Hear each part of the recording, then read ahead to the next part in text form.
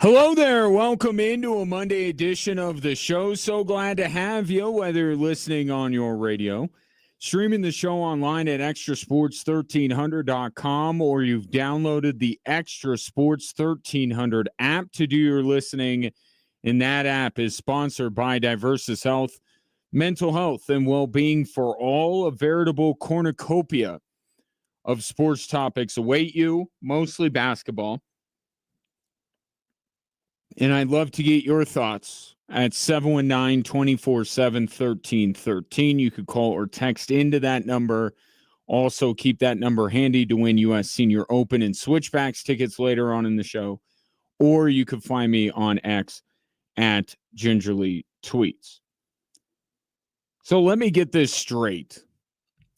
The Nuggets waited nearly 3 months to essentially tell us exactly what we knew was going to happen.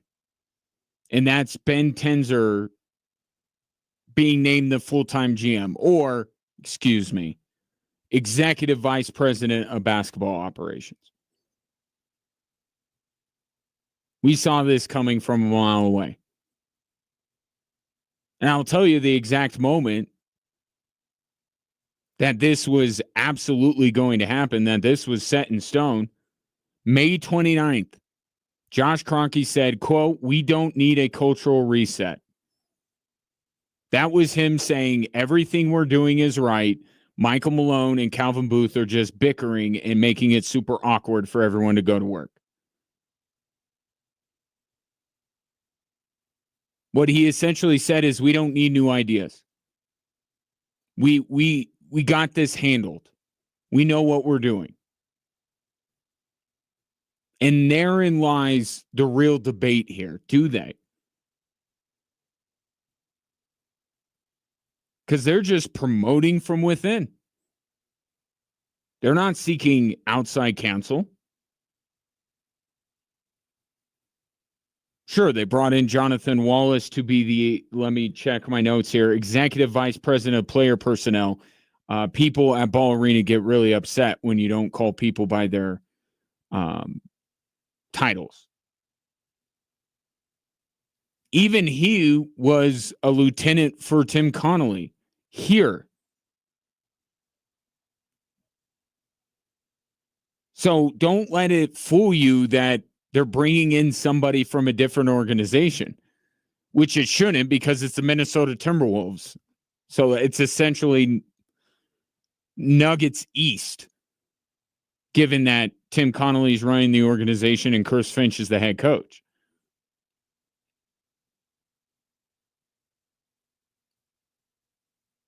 This is Josh Kroenke saying Calvin Booth's vision was right. He was right in everything he said. Perhaps the execution was poor, and again, the relationship between he and Michael Malone was not salvageable.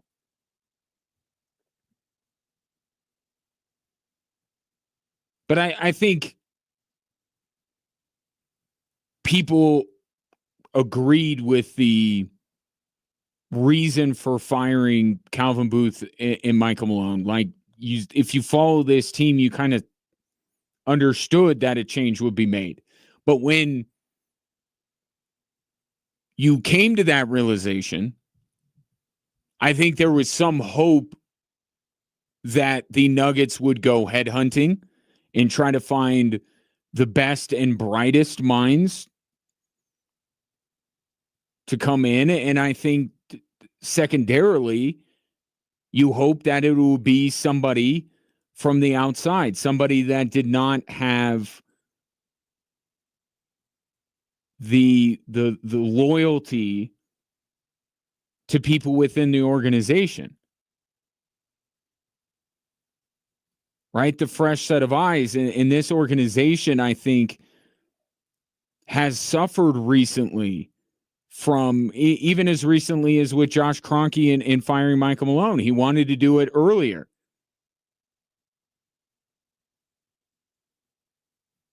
Right? And his indecisiveness was born out of not what was happening now, not what's going on right in front of his face, but what happened a couple of years ago.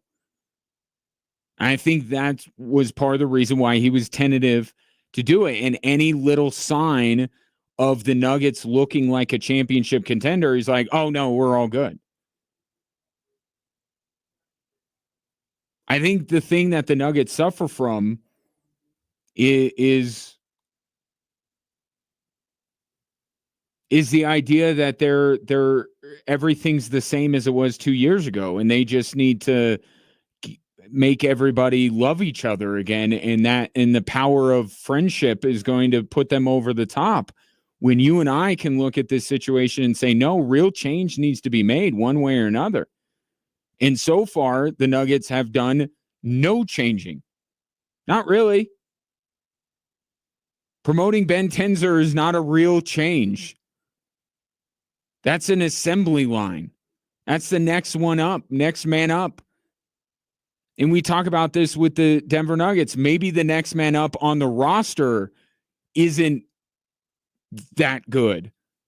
So why wouldn't that apply to the front office?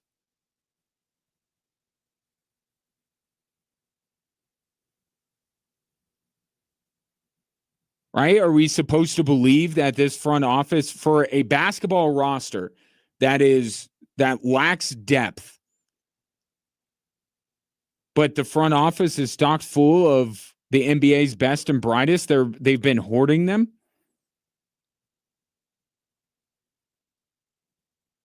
To just the next one up? I don't know that I agree with that. But the thing, I don't want to get too sidetracked because there's a more important aspect to all of this. In the reason why Josh Kroenke feels there doesn't need to be any new ideas and why he's promoting from within.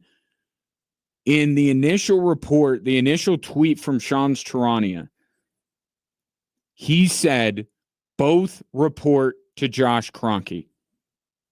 That is the most important aspect of Shams' reporting. Josh Kroenke is in charge. They answer to him. So it's no wonder that Josh Kroenke doesn't feel like they need fresh ideas or a new set of eyes, because the eyes that he's really choosing here in all of this are his.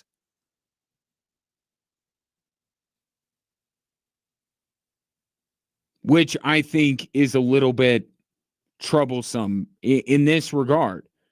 The best owners in sports put super talented individuals in power. They then empower those people to make decisions.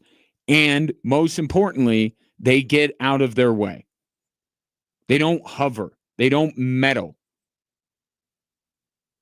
There's a lot going on in the Kroenke Sports Enterprises world.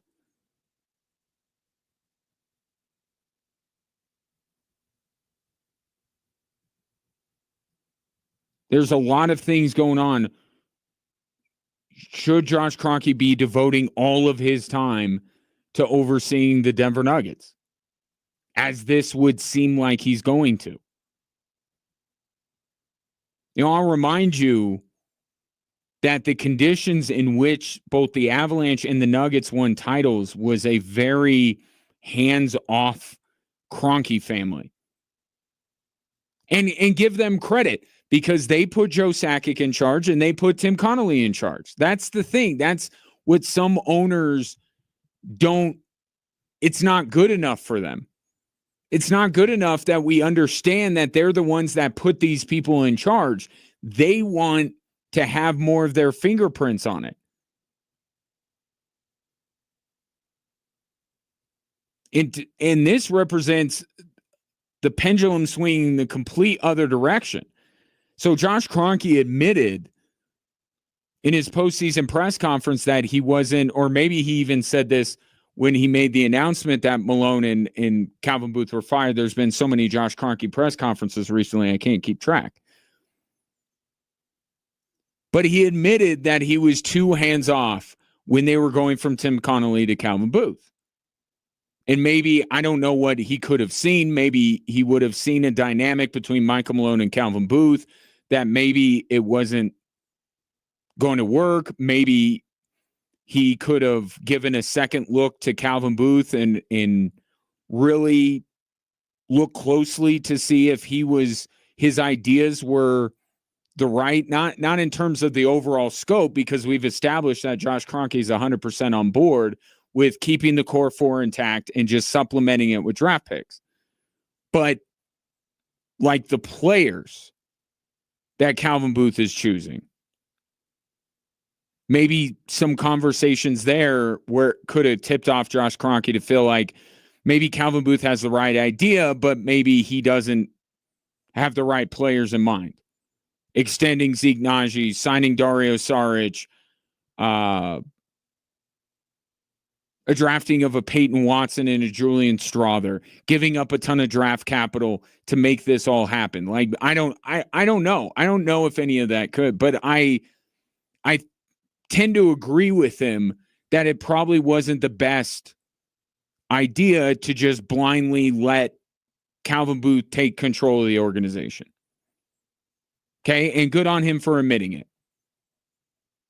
And I think it would be welcome for him during this transitional period to be a little bit more hands-on, to be a little bit more in it and not blindly just rubber stamp the next guy, which is ironically exactly what he did.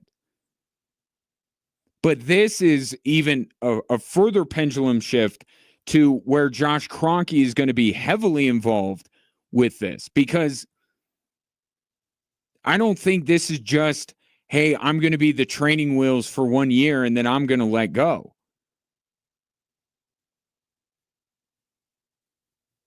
I don't think you go down the organizational depth chart if that is the ultimate plan.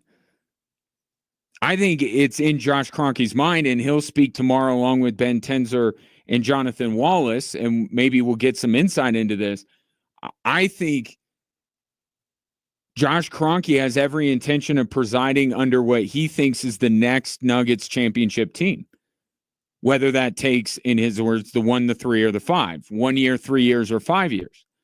I think he's going to be there to try and see this thing through and to try and make sure that they get back on track. I don't know if that's the best formula here. I'm having a hard time coming up with an owner who is heavily involved with their organization where it works. Now, maybe there's some empowering going on, and maybe Josh Kroenke isn't going to become Jerry Jones here. But even, ones like Woody Johnson, James Dolan, like, they're around, they're omnipresent. And then every once in a while they feel like, you know what, I'm going to insert myself here, as James Dolan clearly did recently with the New York Knicks. I don't know where it works out.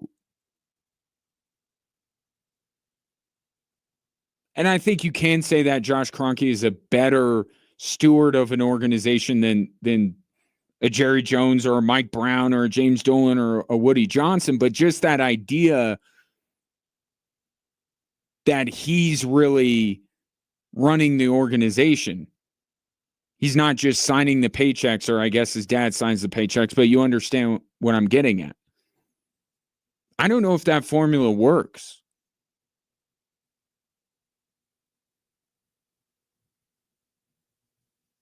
But the biggest thing with all of this, whether I'm right about how present Josh Kroenke is going to be, how much the buck stops with him, I could be completely off on that.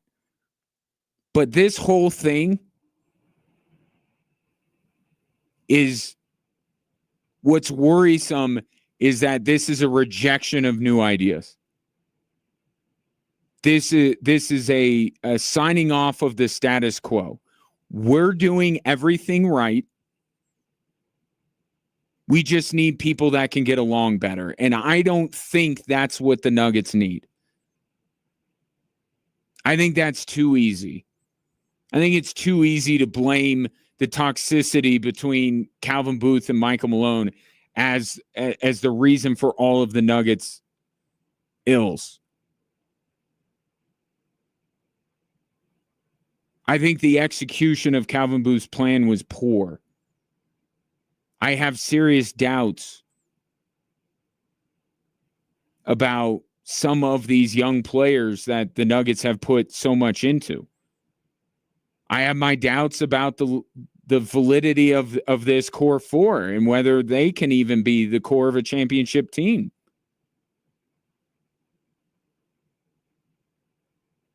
So really how you receive today's news just depends on how close to a championship you feel like the Nuggets are. I think they're further away. I think they're getting further away than Josh Kroenke may think. And I don't know what they're going to have up their sleeve to try and turn it back the other way. And I have my doubts on whether people who have been in the organization co-signing a lot of what was going on are going to be the ones to present those grand ideas. This is a thumbs up to the status quo.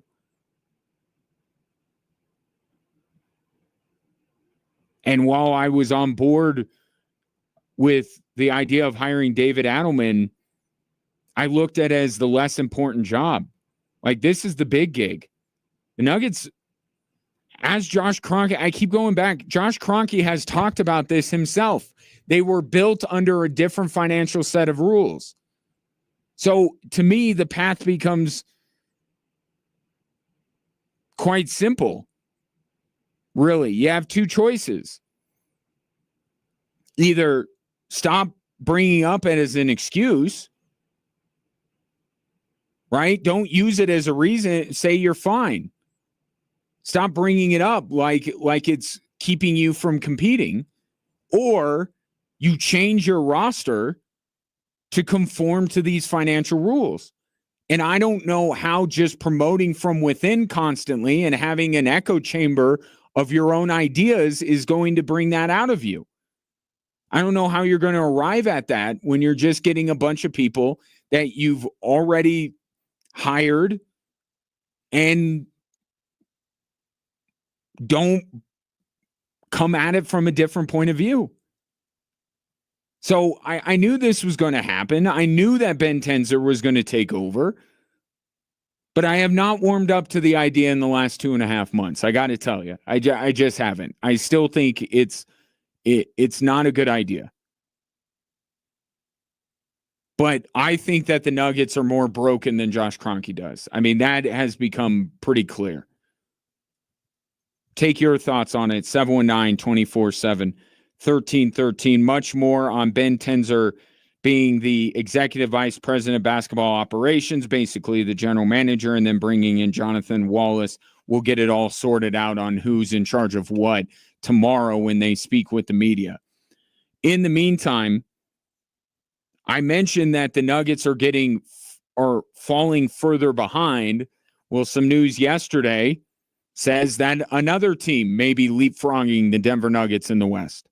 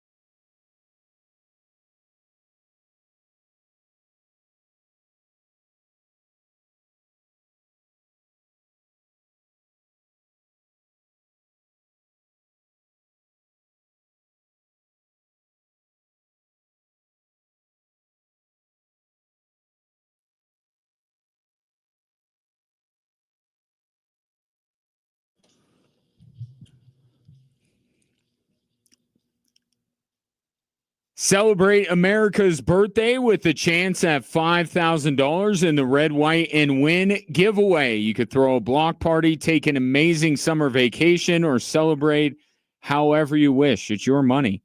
Head to extrasports1300.com now to enter this national contest for your chance to Red, White, and Win $5,000, sponsored locally by H&H Tires and Window Nation. So yesterday, some interesting news prior to the NBA Finals.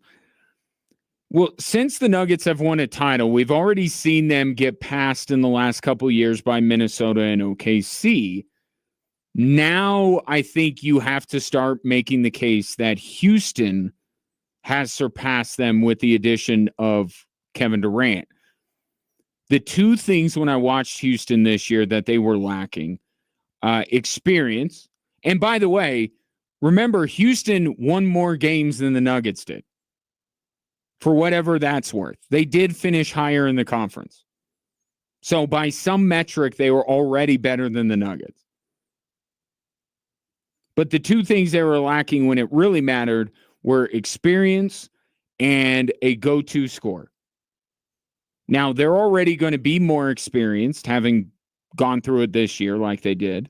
But now KD has been in the playoffs quite a bit over the course of his career, has won a title. But more than that, he's absolutely the type of player that they lacked last year. Now, when they need a bucket, they have one of the best scorers in the history of basketball. And Kevin Durant, don't let that bleep show in Phoenix fool you. Like, KD has game left. Like, this idea that he's washed, he's not. He's still a productive player, and put him on a more functional roster as Houston is. He'll be able to put, not forever.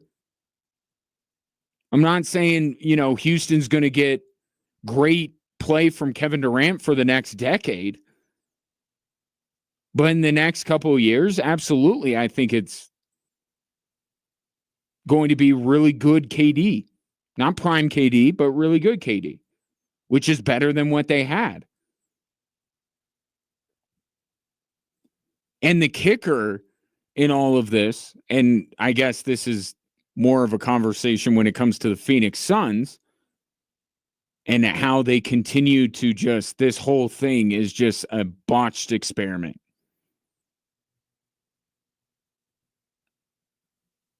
They should have left well enough alone, made basketball moves instead of building their team like it was NBA 2K and saying, oh, Bradley Beal's 88 rating, let's bring him onto the team, with no thought whatsoever to how it would put them in cap hell or how it would make their roster incredibly redundant.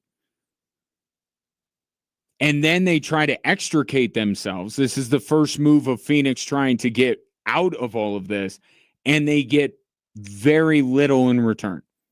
If you really look at it, the reason why they wanted to trade with Houston, this was Phoenix's preferred partner.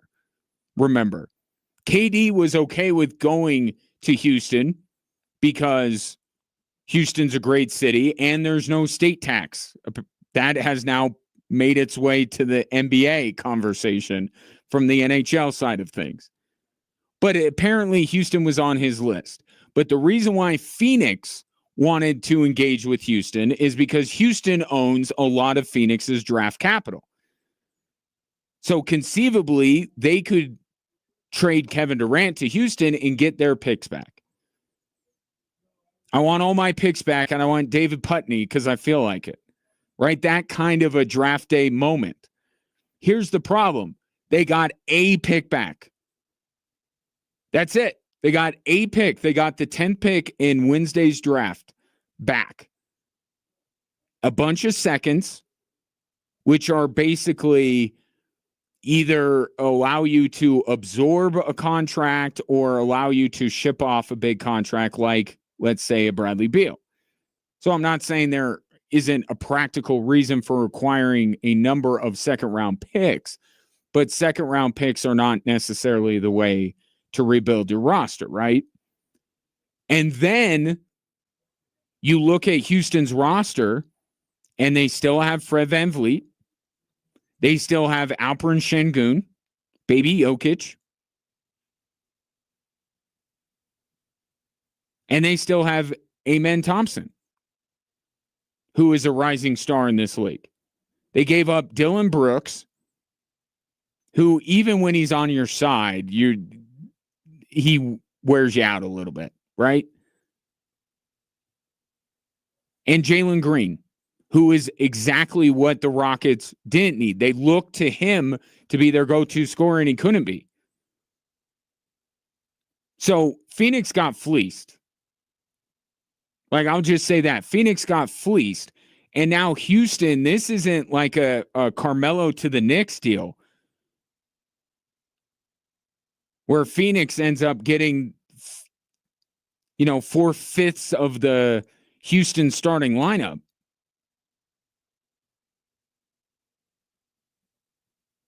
They got one guy that at best you can hope is a younger, poor man's version of Kevin Durant, but he's not going to be that this year. And a pest, which really only helps you if you're a playoff team. It really, if you're a bad team, just having a player like Dylan Brooks does you no good. So the Rockets have VanVleet, Şengün, Thompson, and now Kevin Durant. And yet they still outbid the Nuggets. Because Shams Charania reported that the Nuggets were a wild card suitor for Kevin Durant. My first question to that is, who made that call? Is Josh Kroenke picking up the phone, or was that Ben Tenzer as the interim GM? But secondly, depending on whether this was actual interest or just making a call because you have nothing better to do, which a wild card suitor tells me this is nothing more than due diligence and maybe a little bit of a, as we're getting ready to name this guy our GM, let's leak out that we at least called on Kevin Durant. So he's doing something. He tried to do something. I wouldn't put it past the Nuggets for leaking that as some way to bolster the hiring or promotion of Ben Tenzer. But wildcard suitor doesn't tell me that there was a ton of interest. Because you could be super interested and not have the pieces. Right? That's like how I look at Miami. Like, we just mock everybody to Miami because they want everybody. This tells me that the Nuggets did not have a ton of interest, or at least weren't willing to engage seriously by including one of their core players. But let's say, for argument's sake, that there was legitimate interest. What an indictment of the Nuggets roster, right? Let's say they were actually interested in trying to trade for Kevin Durant, as I have been saying for months now. They should be. They couldn't outbid that. What Phoenix got in return for Kevin Durant, the Denver Nuggets can't match that offer. This is a team that won a title 2 years ago, and they don't have the pieces necessary to outbid the Rockets with Dylan Brooks and Jalen Green.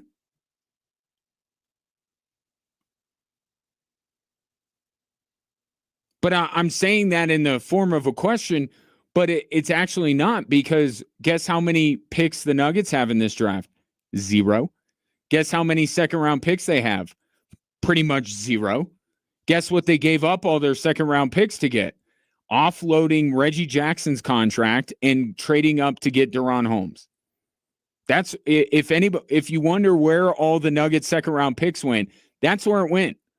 Dumping Reggie Jackson and trading up to get Deron Holmes.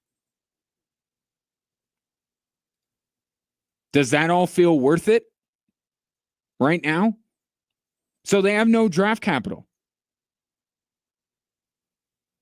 But still, they don't have any pieces that are better than Jalen Green and Dylan Brooks to be able to seriously engage Phoenix. That's why I say it has to be lack of interest as much as anything else.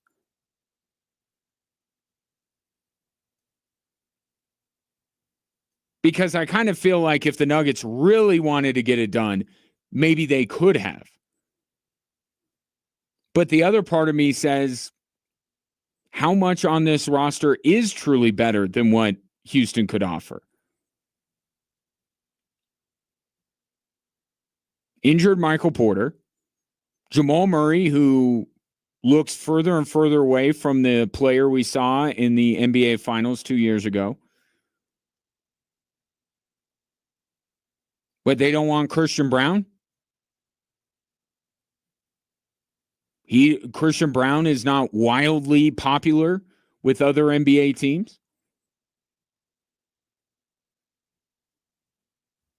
I don't think that he is.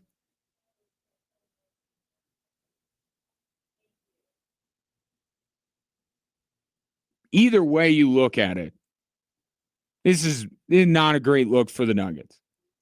One, because they should absolutely want a player like Kevin Durant.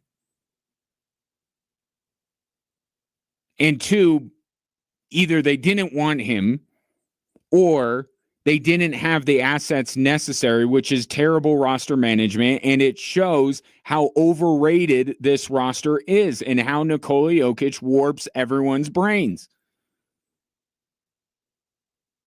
It warps them into thinking that everyone is better than they really are.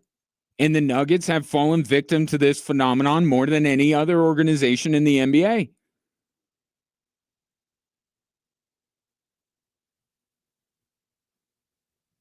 But now you look at it in the West, Wolves and Thunder, better than the Nuggets, right?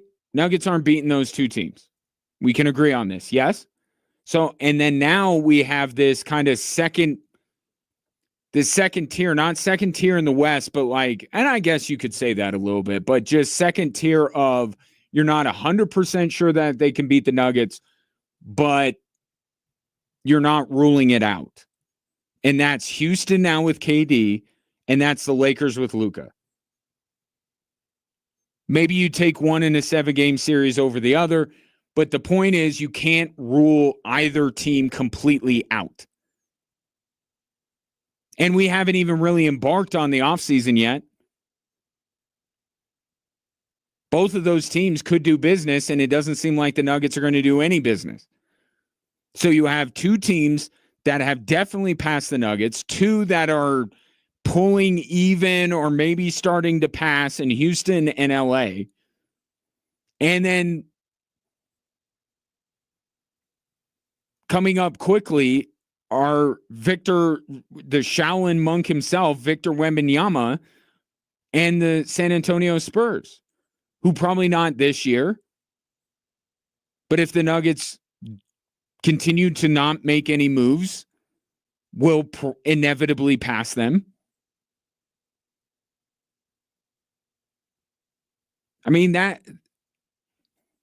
that's what you look and you see that ever since the Nuggets won a title, everything has been downhill since. Right? Everything. They've only lost players. They haven't added anybody that's made a difference. Some of the decisions they made have been poor. They've had to fire their coach. They've had to fire their GM. The financial rules in the NBA have changed. Like everything is going against the Denver Nuggets right now. The arrow is pointing down, while for every year, more and more teams it's pointing up for. So tell me how the Nuggets are going to turn this with the hiring of Ben Tenzer. Like, what's the big idea here to turn this back the other way, to get the Nuggets arrow pointing back up? Because that could have been one. That could have been an idea. We get Kevin Durant. That could have been one. They didn't do that. for one reason or another, either lack of interest or lack of assets. So that's what I'm most interested to hear tomorrow. Because so far, the only idea that I've heard is developing the young guys, which is so not going to be what puts the Nuggets back on top. Unless one of these guys is a star. Unless you believe that Julian Strother or Deron Holmes or Peyton Watson or Jalen Pickett are stars. It's not going to change it, because I go back to Michael Porter and Jamal Murray are bigger problems for the Denver Nuggets than their bench. But that's the only idea I've heard coming out of Denver.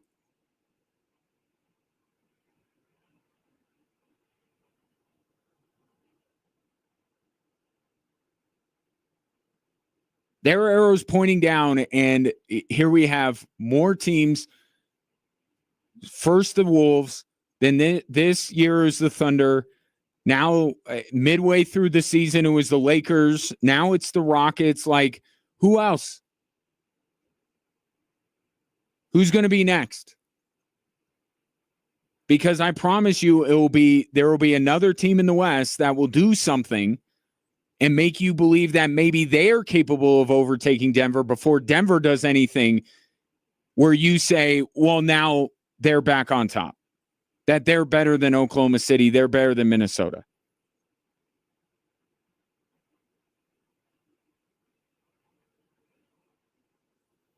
Does Kevin Durant make the Houston Rockets better than the Denver Nuggets? Take your thoughts on that. 719 24/7 1313. All this time, and we haven't even gotten to the NBA Finals yet. And if that game wasn't such a bitter disappointment, I might have led with it. We'll talk about it moving forward here on Extra Sports 1300.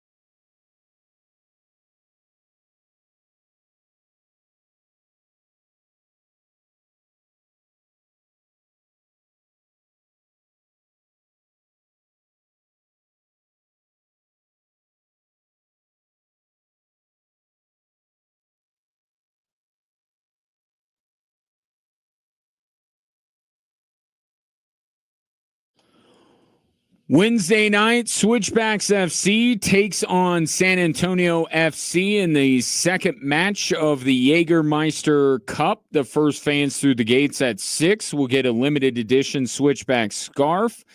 Again, that's Wednesday night, 6 o'clock, Widener Field. You could get your tickets at switchbacksfc.com, or you can win them from me right now. A pair of tickets to Wednesday night's match are yours if you are the 13th texter to text Switchbacks and your name to 719-247-1313. I don't know that I want to get into my big takeaway from last night's Game 7 of the NBA Finals as far as OKC is concerned. So I'll start with the smaller reaction to what the bigger story last night was, and that is the injury to Tyrese Halliburton. This sucks. This sucks. And it's going to suck for OKC, as I'll explain later. And I think you know what I'm alluding to when it comes to what people are going to say about this Oklahoma City Thunder team based on the Tyrese Halliburton injury.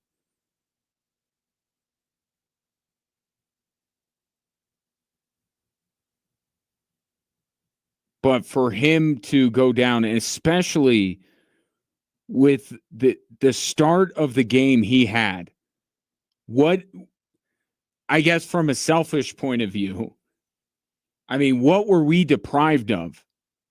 What was Tyrese Halliburton getting ready to do? Because you saw that last three that he hit going into that timeout and how animated he was. What was Tyrese Halliburton going to do the rest of that game? He looked so locked in, and he looked like he was hell-bent on taking down the Thunder himself. And he still ended the game with the most three-pointers made of any player. Now, we can't know whether Indiana was going to win that game last night. We can't. But man, it looked like Tyrese Halliburton was in for a big night. And on the Game 7 stage on the road, if he continued that and the Pacers pulled that off, what would we be talking about today? The most remarkable run to a championship this side of the 2011 Mavericks. That's the only comp I can come up with.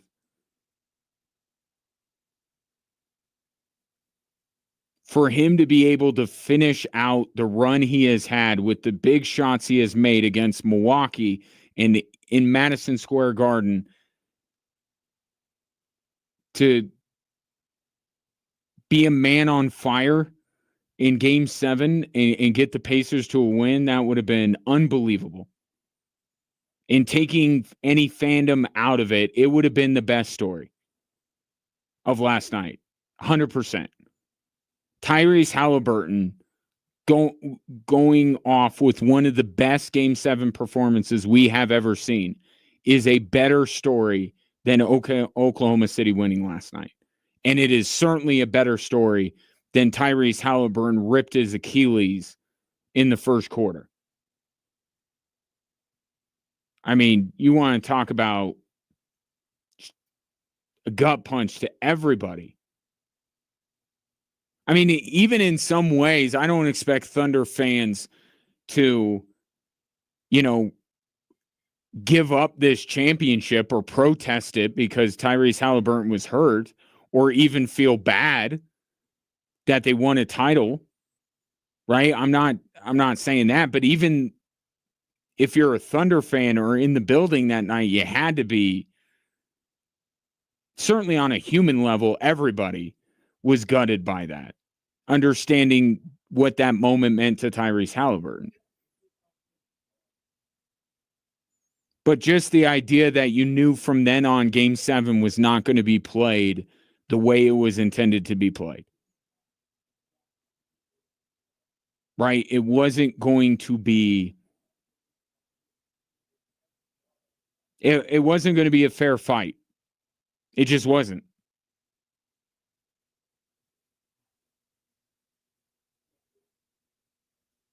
And if you love competition, if you love the sport, even if you ultimately wanted the Oklahoma City Thunder to win, you had to be a little bit disappointed that Tyrese Halliburton was not a part of that game moving forward.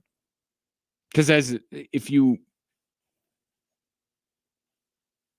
want your team, because again, the conversation we're going to have next hour about this OKC team, it's not going to be flattering to the Thunder. And that's what happens, right? Ask the 2019 Toronto Raptors. Not saying Thunder fans should apologize. I'm not saying the Thunder should apologize. Not their fault. But in some small way, even if you were pulling for the Oklahoma City Thunder, you had to feel a little bit bummed that Tyrese Halliburton left that game. And he knew it immediately. Man, he knew it immediately. The other thought I had last night, strained calves. I saw some discourse online about how Jamal Murray has played through the injury that was debilitating Tyrese Halliburton, like throwing shade at Tyrese Halliburton because he was severely hampered by it and was so bad the other night.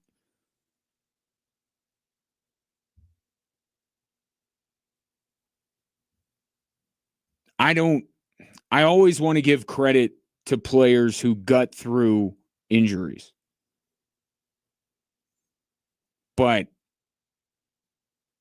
I mean, how does this not impact the way that players think and teams think? Because Tyrese Halliburton's not this isolated incident. It's Halliburton, it's Tatum, it's Damian Lillard. And it very well could have been Aaron Gordon.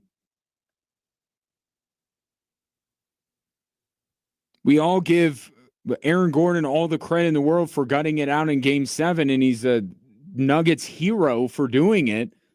But my goodness, could you imagine what we're talking about the day after if Aaron Gordon would have suffered the same fate as Tyrese Halliburton? Given everything that's already going on with the Denver Nuggets, Aaron Gordon goes out there in Game 7 and rips his Achilles, and he's out for the entirety of next season?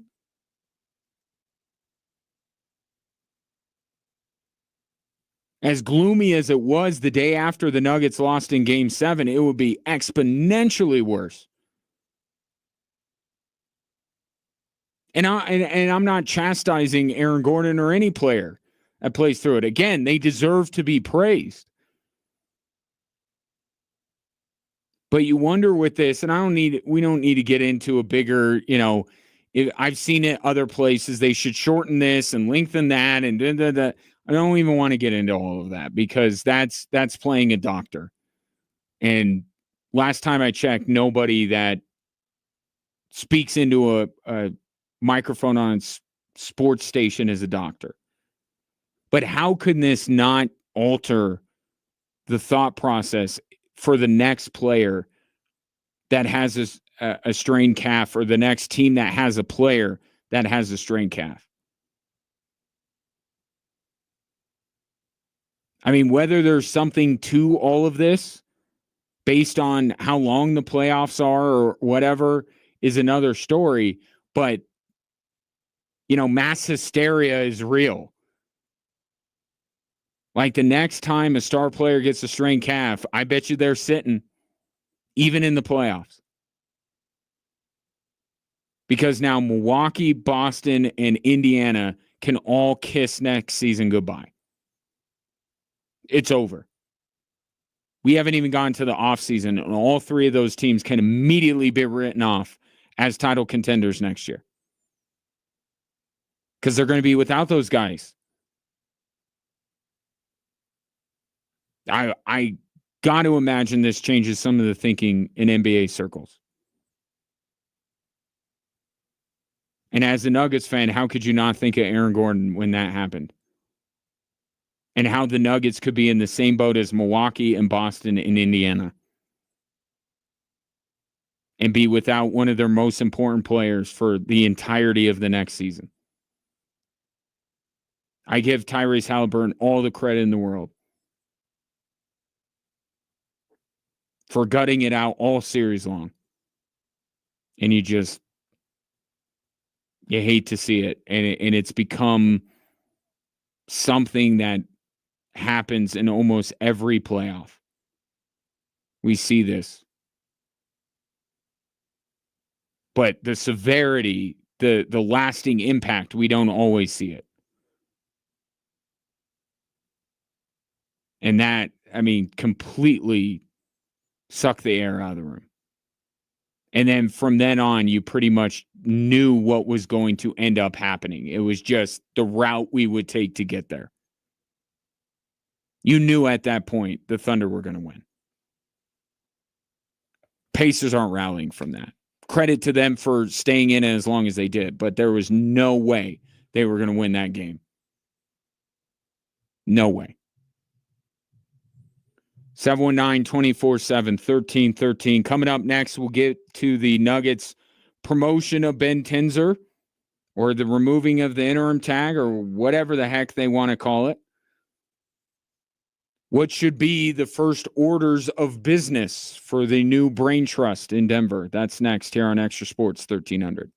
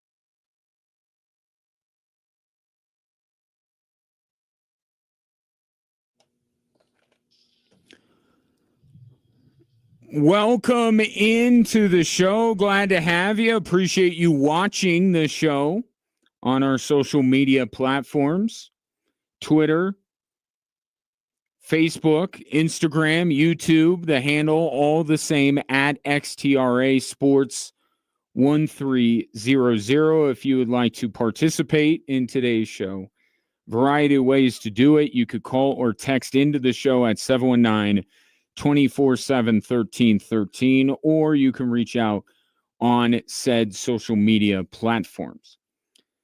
Now, the local news of the day is that Josh Kroenke spent 2.5 months to do something that we all knew he was going to do, and that was to remove the interim tag essentially from Ben Tenzer and make him the GM or VP of player ops or whatever. He's the GM. Like, that's what it is. Fancy the name up all you want. He got the gig. That's the point here. And this is the summer of the status quo for the Denver Nuggets. You notice how everything is like same? All the changes happened before the season ended.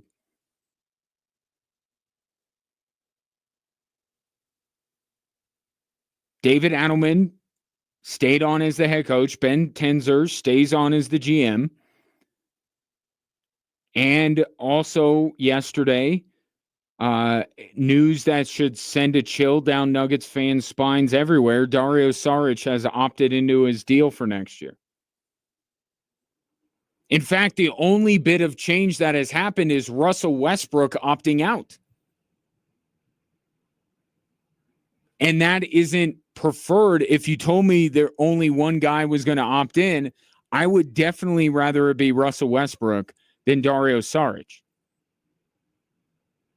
Right? I have my quarrels with Russell Westbrook. I have my questions about his fit with this team, but he was infinitely more productive than Dario Saric. 16 games, 3.5 points, 3 rebounds in 13 minutes a night for 16 nights. He was stealing a paycheck from the Denver Nuggets, and he opted to steal again. As all criminals who are not punished to the fullest extent of the law the first time tend to do again. You let them off easy, they're going to do it again. The Nuggets brought in Dario Saric. He was a complete dud, and they left the power all in his hands. Why wouldn't Dario Saric opt back in?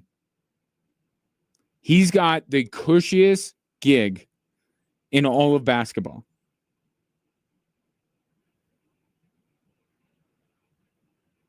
Because the idea that he's somehow a decent fill-in for Nikola Jokic off the bench, that went out the window a long time ago.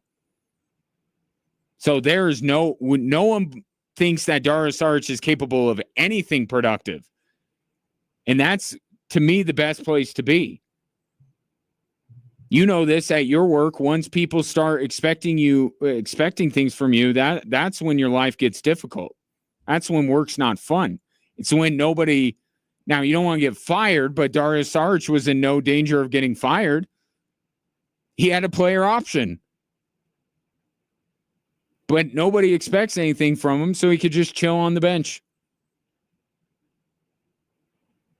We should all be so lucky. But therein lies the bare minimum that Ben Tenzer can do as the VP of player ops. Because we saw this with David Adelman, right? David Adelman, to his credit, came in and did things where you went, I don't think Michael Malone would have done that. And it got results that perhaps you felt like Michael Malone wasn't going to get. I know I feel like the Nuggets went further in the playoffs with David Adelman than they were going to go with Michael Malone. So David Adelman showed something. He showed how he was, and he's not the polar opposite of Michael Malone. He's got a lot of the same ideas, but he was just enough different where he went, okay, I could get on board with this. Ben Tenzer didn't have that opportunity, right? To be fair, what could he have possibly done? Well, trade for Kevin Durant. He could have done that. But, you know, a GM during the playoffs doesn't do anything, right? So now he doesn't have the same luxury that David Adelman did. And tomorrow when Josh Kroenke sits in front of the media and tries to sell Ben Tenzer, he is going to have maybe the most difficult sell job he has ever had. Because I don't know of one person outside of the Nuggets organization that can say anything positive about Ben Tenzer. And that's not because he's bad at what he does. It's because no one knows him. He hasn't done anything. He was running the G League team. So Josh Kroenke is going to get up there and his sell job is going to fall way short. Right? With David Adelman, I'm not saying he was universally accepted and universally taken well. I took calls from some of you that say you weren't on board with David Adelman. But some people were. You're not going to get that with Ben Tenzer. So his tryout is essentially this offseason, right? He's got this offseason to make you believe that he deserves this job and he is capable of turning the Denver Nuggets around. And it's not a 180-degree turn necessarily, but it's in the triple digits. They're going the wrong direction. Even though their playoff fate has been sealed at the same juncture. Look at this team. They're getting worse.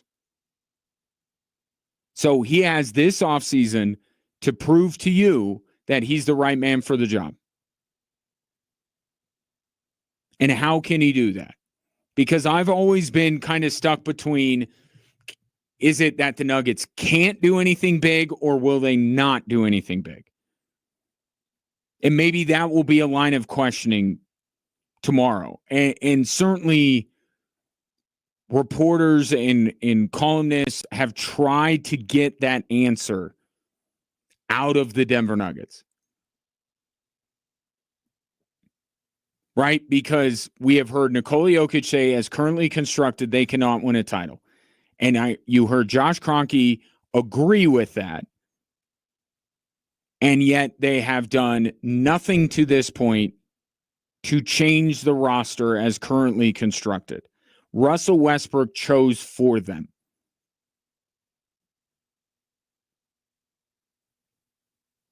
So this offseason, whether they can or won't make any significant moves, there are moves that can be made where Ben Tenzer can show you a little bit where you go, all right, let's see how this plays out. And based on the news yesterday, there is item 1. Get rid of Dario Saric's contract. Calvin Booth signed that dude up. You want to show that you're different than your predecessor, like David Adelman was able to do enough with Michael Malone? Get rid of Dario Saric or get rid of Zeke Naji. Cut the dead weight from this roster. They can't just pay guys for just showing up and being suited up just in case of emergency. They don't have that luxury. They don't have roster spots to burn. So cut the dead weight. Get rid of Saric or get rid of Naji.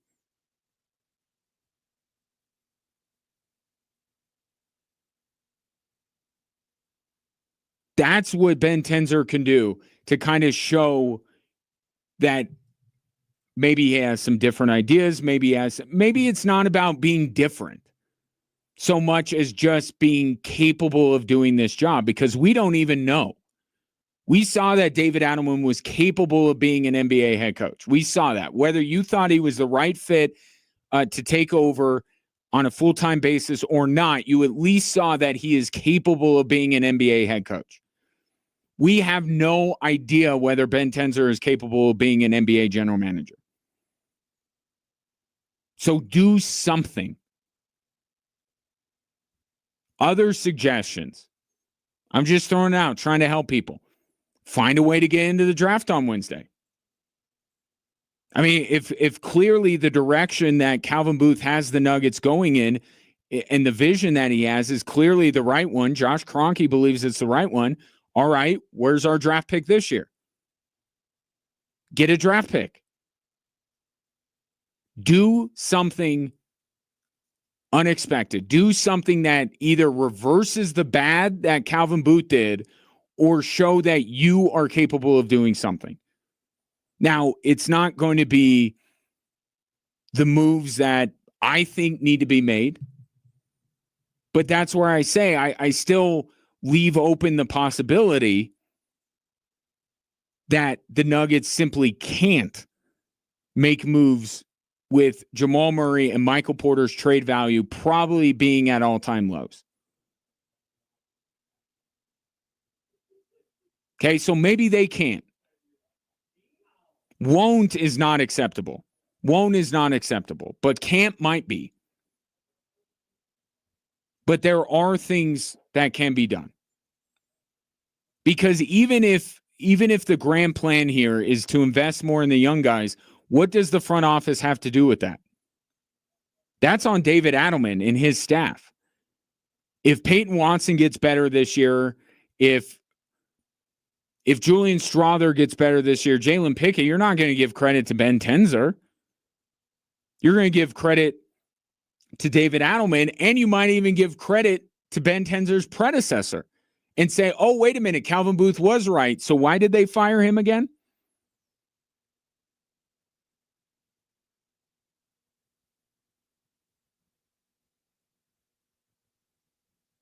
So if this is the great direct, I don't know how Ben Tenzer is going to show that he's deserving of this job. But here's a way. It's not going to cure everything with the Denver Nuggets. It's not going to win him the GM of the Year award. It's not going to completely sell everybody on what, because the only standard that this organization has is winning championships. And moving Dario Saric's contract is not going to win the Denver Nuggets a championship. Okay, but it's something. It's say, I'm undoing this. If the premise of all of this is that Michael Malone and Calvin Booth did damage to the Nuggets with their relationship, with their decision makings with Calvin Booth and some of the players he brought in, with Michael Malone's unwillingness to play the young guys, if they did damage, somebody undo it. I think David Adelman has done some of that. Now it falls on Ben Tenzer or Josh Kroenke being the puppet master for this now two-headed co-manager setup that's going on in the Nuggets front office. That dynamic is going to have to be explained to me tomorrow too. Does one answer to another? No, they both answer to you. Okay. That sounds like Dwight Schrute and Andy Bernard. How well did that work out? And both answer to Michael Scott. Or is it Jim Halpert? No, because, I guess Josh Kroenke would be Jan. I don't want to go too far down the road here. I was just thinking of when Dwight's asking Michael, who gets paid more, who ranks higher, who answers to who, all that. And Michael Scott says, you both answer to me. That's what made me think it was like Andy and Dwight. But doing nothing is the most unacceptable outcome. Okay, because and not even finding somebody to take the money that Russell Westbrook turned down, by the way. The Nuggets can add to their roster and me still not be moved by it. Because I could get somebody to take the money that Russell Westbrook made. It is an NBA paycheck, by the way. It is an NBA roster spot. I can find somebody. Ben Tenzer will find someone to take Russell Westbrook's money. That it does not move me. Do something difficult. Do something that Calvin Booth was unwilling or unable to do, or just remove somebody that Calvin Booth did damage to the team by bringing in. And I can't think of really anyone better than Dario Saric. That was such a huge swing and a miss. And I won't sit here and act like I called it, because I didn't. I thought it would work. I thought it did. But the fact of the matter is it didn't. Right? And that's the story of the Denver Nuggets. They have done a lot of things that you think are going to work and may work in theory. But in practice, they're not executing, right? It's just like the basketball team on the court. You know how to beat the Minnesota Timberwolves, or you know how to beat the Oklahoma City Thunder. The key is you got to be able to do it. You got to execute. The Nuggets have had ideas that I go, I can get on board with that. Supplementing the roster with draft picks.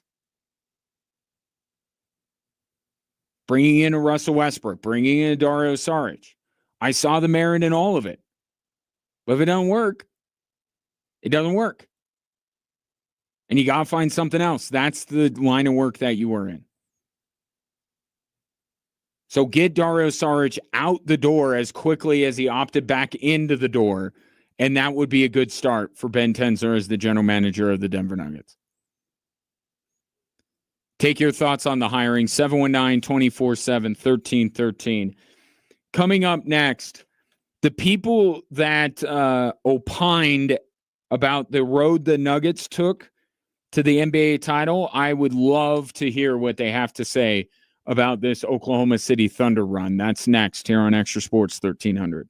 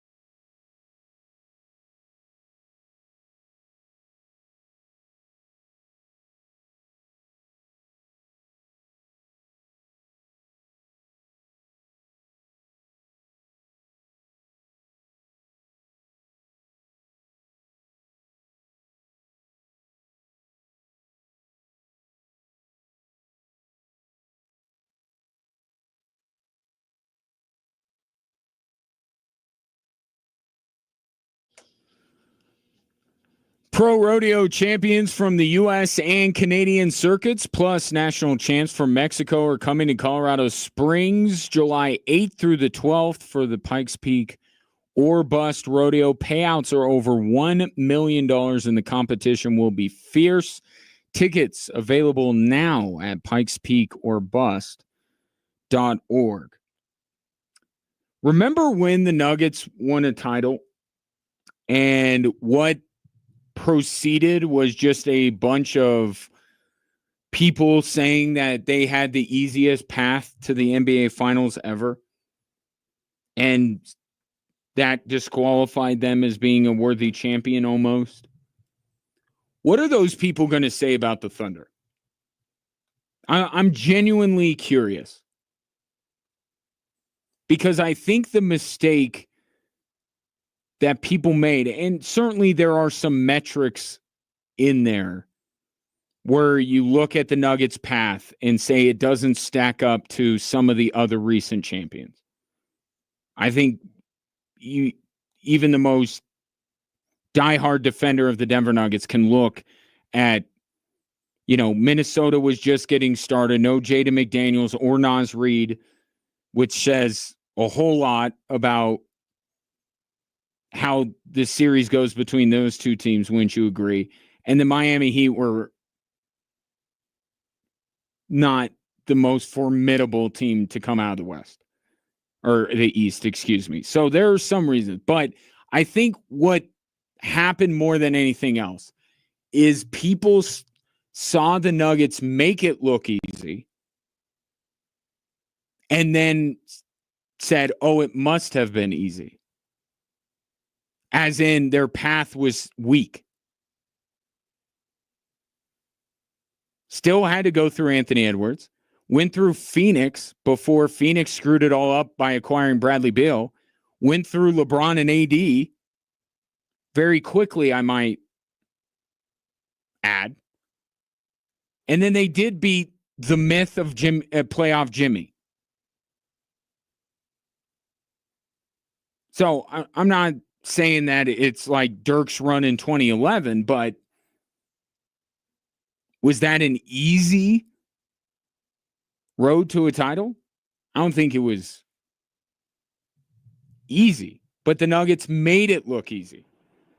The Thunder took, in many ways, a similarly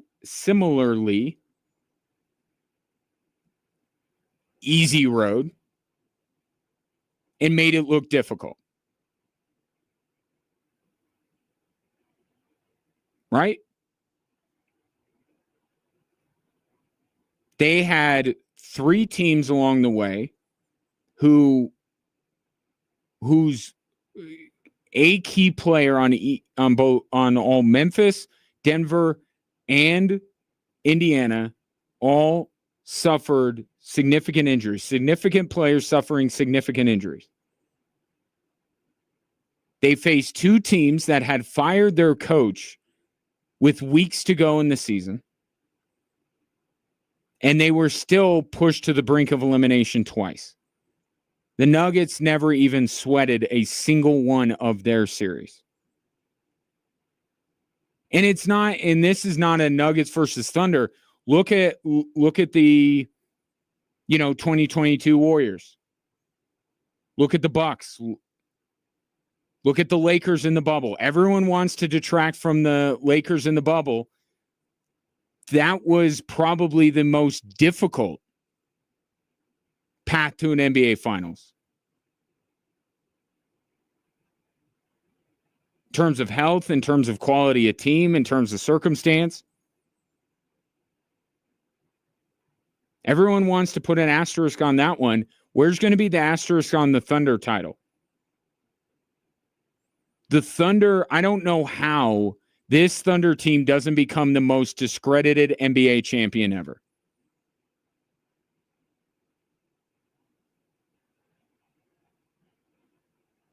I don't know how.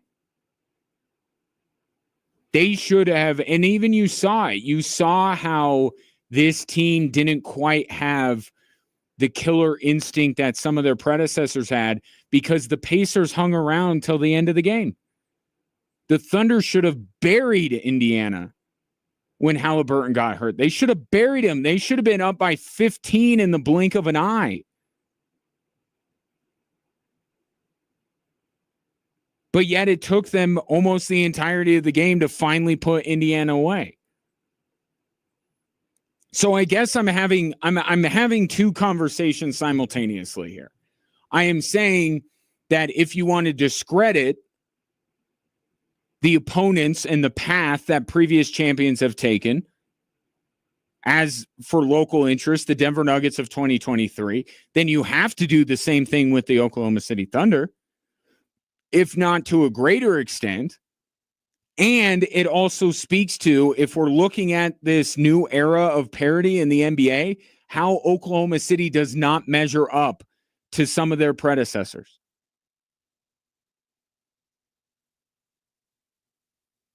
They're not a greater champion than the Denver Nuggets were. They're not a greater champion than the bubble Lakers.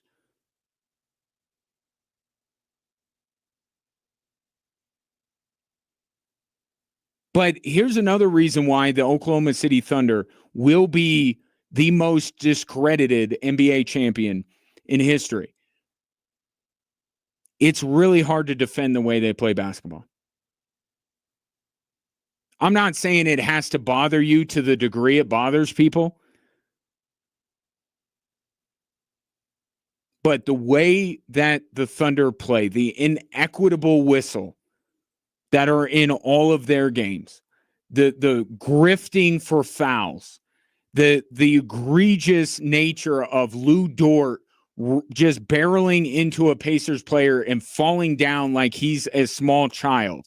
Like Lou Dort could truck over nearly every NBA player if he wanted to, and he's falling down to the floor after running into a Pacers player. That's also part of the equation here. So if there are people that are going to bring up the fact that they beat Aaron Gordon on one leg, they beat a Pacers team without Tyrese Halliburton, they closed out the Memphis Grizzlies without Ja Morant, and talk about the relative quality, because if I'm being fair here, the Denver Nuggets that they beat are not the Denver Nuggets at the height of their powers. They are not the former champion. They are a lesser version of that. They're an incredibly flawed basketball team with no depth, and one of their best players on one leg, and another one with one arm, and one with whatever is going on with Jamal Murray. They're not the team they were 2 years ago. And yet they needed 7 games to finish them off. They needed 7 games to beat this Pacers team that, as much respect, you have to understand through the respect that we're giving and the admiration towards the Indiana Pacers, what's underneath it are people going, I don't know if they're that good of a team.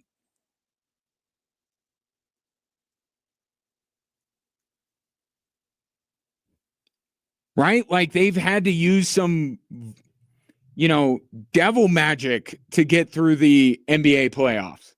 Like, I don't know that the Indiana Pacers are that good. But I marvel at their resiliency and the clutch genes that Tyrese Halliburton has, and the coaching of Rick Carlisle.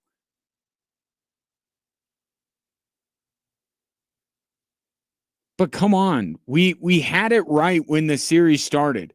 Everything that the Pacers have going for them, everything you look at with the Pacers and you say, I like that. You look at Oklahoma City and you say, oh, they have a better version of that. And yet it took 7 games.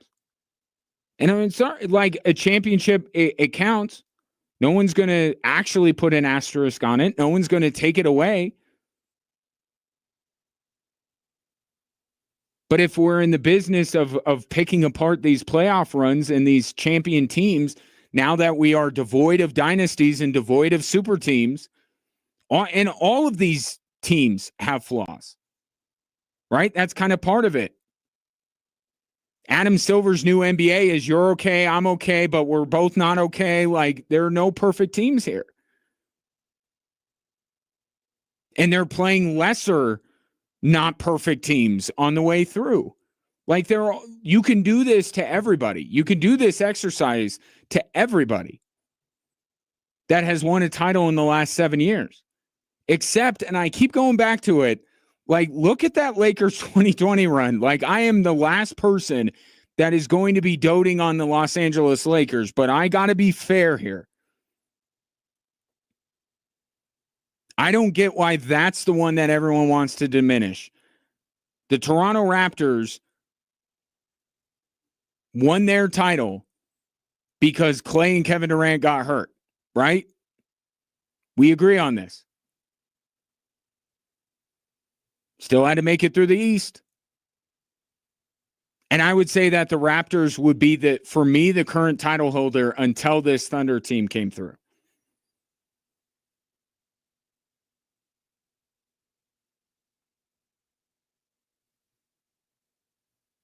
But they are the best team of the year. Like that's not questioned. They are the best team. But if we're going to have a historical comparison, or we're going to look at it and say, well, did the path they have to take, was that actually tougher than any of these other teams? I looked into it today. The second easiest strength of schedule through the playoffs to the Denver Nuggets. Right? The Denver Nuggets title was the only one of this 7-year run that, in terms of just purely strength of schedule, where these teams finished, they're the only team with a weaker strength of schedule throughout these playoffs in Oklahoma City. And Denver was not tested once. They took the easiest schedule and they made it look like the easiest schedule. The Thunder took the second easiest schedule and made it look infinitely more difficult than it needed to be. 3 significant injuries to significant players on their opponents. And the timing of all of it is the biggest thing. Tyrese Halliburton rips his Achilles in the first quarter of Game 7. Aaron Gordon is on one leg for Game 7. So it's not just the amount of players that were hurt on Oklahoma City Thunder opponents, but it's also the significance of those players, the significance of the injuries, and the timing.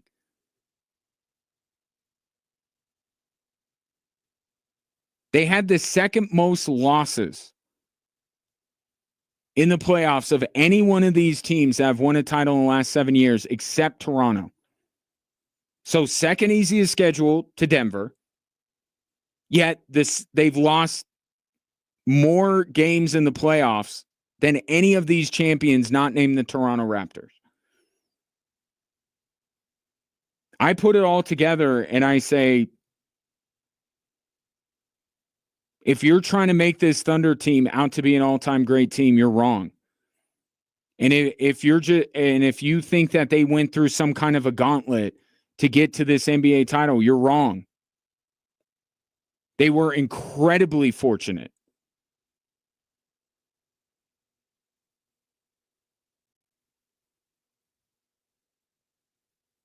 But just to balance it out a little bit,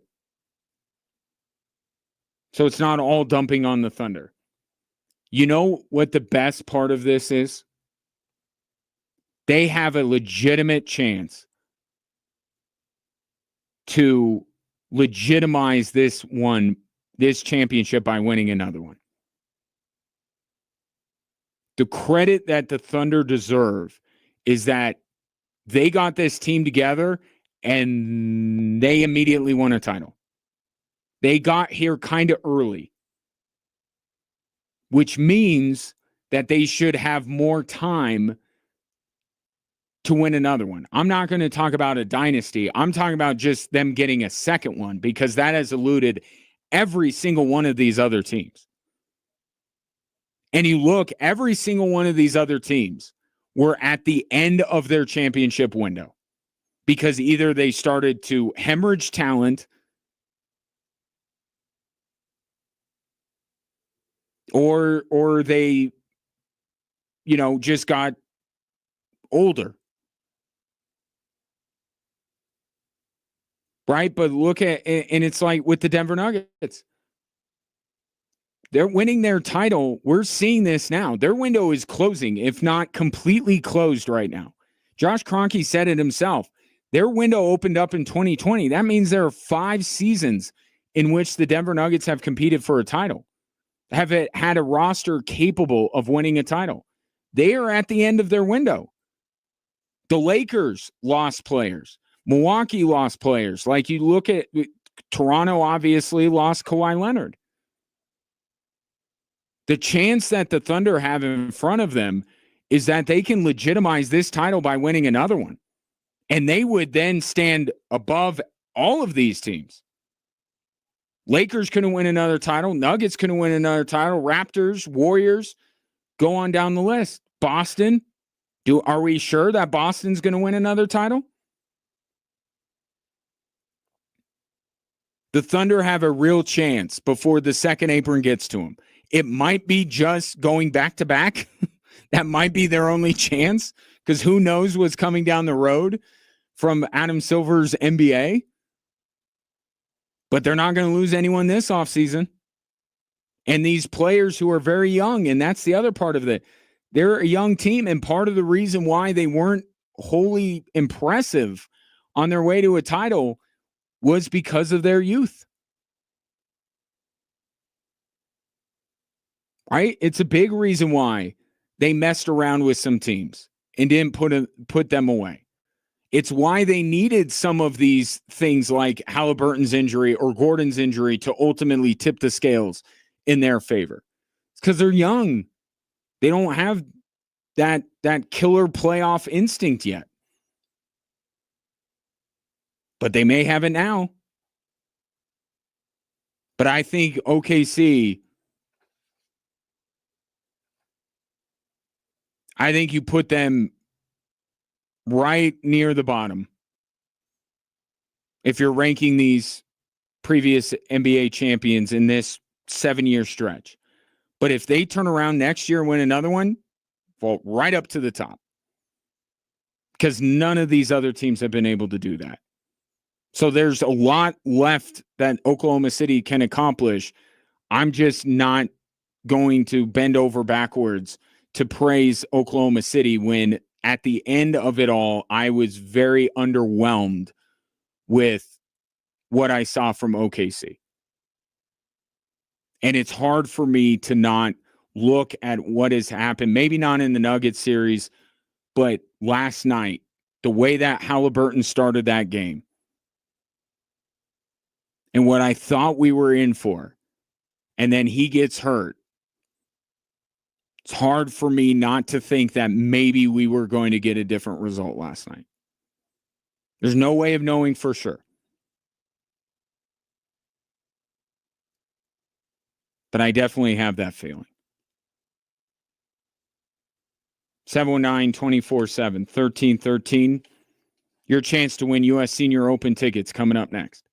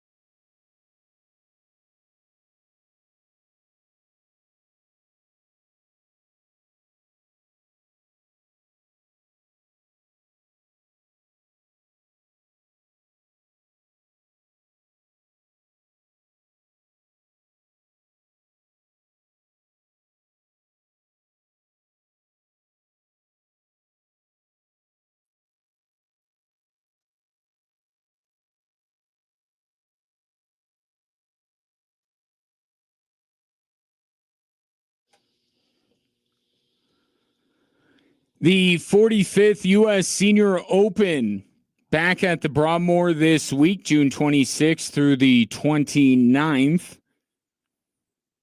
I have been given a pair of tickets and a pair of parking passes for the practice round on Wednesday, which is, for real ones, you know that is a good day to be out there because all the golfers will begin in their last-minute prep for the tournament, but it is not when maybe the biggest crowds will be there.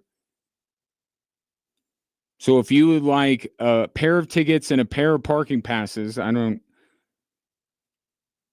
way you don't have to drive with this person that you want to invite. You do what you wish. I'm just giving it away. Text golf in your name to 719-247-1313. The 13th texter to do that will win a pair of tickets and a pair of parking passes to Wednesday's practice round at the Broadmoor. Again, I will be out at the Broadmoor Thursday and Friday. Well, I mean, I'll be out there at points all week, definitely through the weekend. But I'll be doing this show on Thursday and Friday. So hopefully have a lot of people to talk to and a lot going on. Just a little programming note. One of the golfers to watch out for this week, Miguel Angel Jimenez. Now, I watched him win the second hole of a playoff yesterday at Firestone, and he is currently leading the money on the Champions Tour, and he's coming in pretty hot right now. And Miguel Angel Jimenez is always a notable player in the field, given his flair, sheathing his putter like a sword and the cigars, and he's a fan favorite, no doubt about it. But he is playing really good golf right now, and he's coming off a win. So one player to watch out for. I'll have Jay Ritchie on from Tee to Green Radio on Wednesday to fully preview the tournament. But one guy that I've definitely got my eye on, based on what I saw yesterday, was Miguel Angel Jimenez. A couple of notables scratched. Steve Stricker today withdrew, and Freddie Couples last week. So a couple of notable golfers will not be there, but there are a ton that will be. Jimenez, Angel Cabrera, Ernie Els, Vijay Singh, and the list goes on. I'm not going to rattle them all off, but a lot of star power coming to the Broadmoor already here. And if any of them are listening, welcome to our lovely city. But that's the big local happening this week, and we'll have it covered better than anyone right here on Extra Sports 1300. I got a question on the text line about SGA. So I am not super high on this Thunder team, this championship run, and I don't have much interest in putting them near the top of the list of anything. But what I will say is that Shai Gilgeous-Alexander, every step of the way here, has proved himself a worthy MVP. And you don't win the MVP in the postseason, obviously. But I don't think you look at SGA and the way he performed throughout these playoffs and have even close to the same feeling as you did watching Joel Embiid for that brief minute. Remember that minute when he was in the playoffs after he won the MVP? That didn't last long.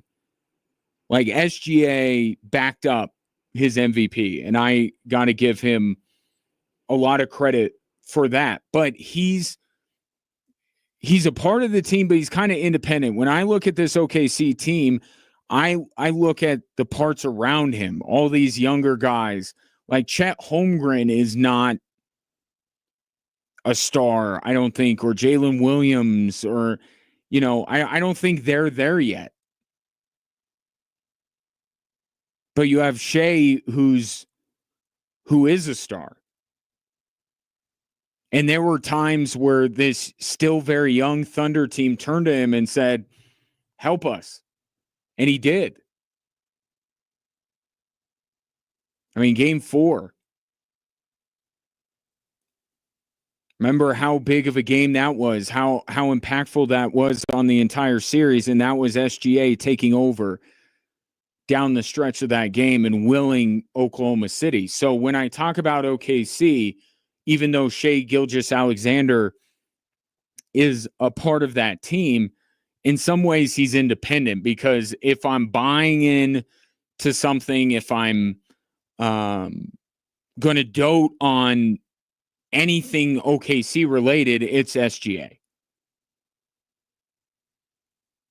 It's the pieces around him that I still think have some growing up to do and some improvements to make. But SGA's right now got to be top 5 player in the NBA.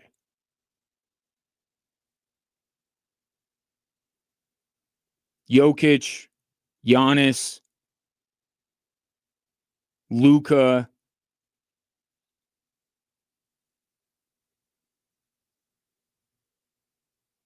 and then probably SGA. I mean, he went head to head with Anthony Edwards.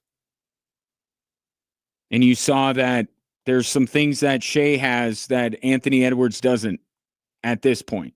So I think you have to put him above Anthony Edwards. And the player that's probably the most difficult to place him because of how little we've seen him is Kawhi.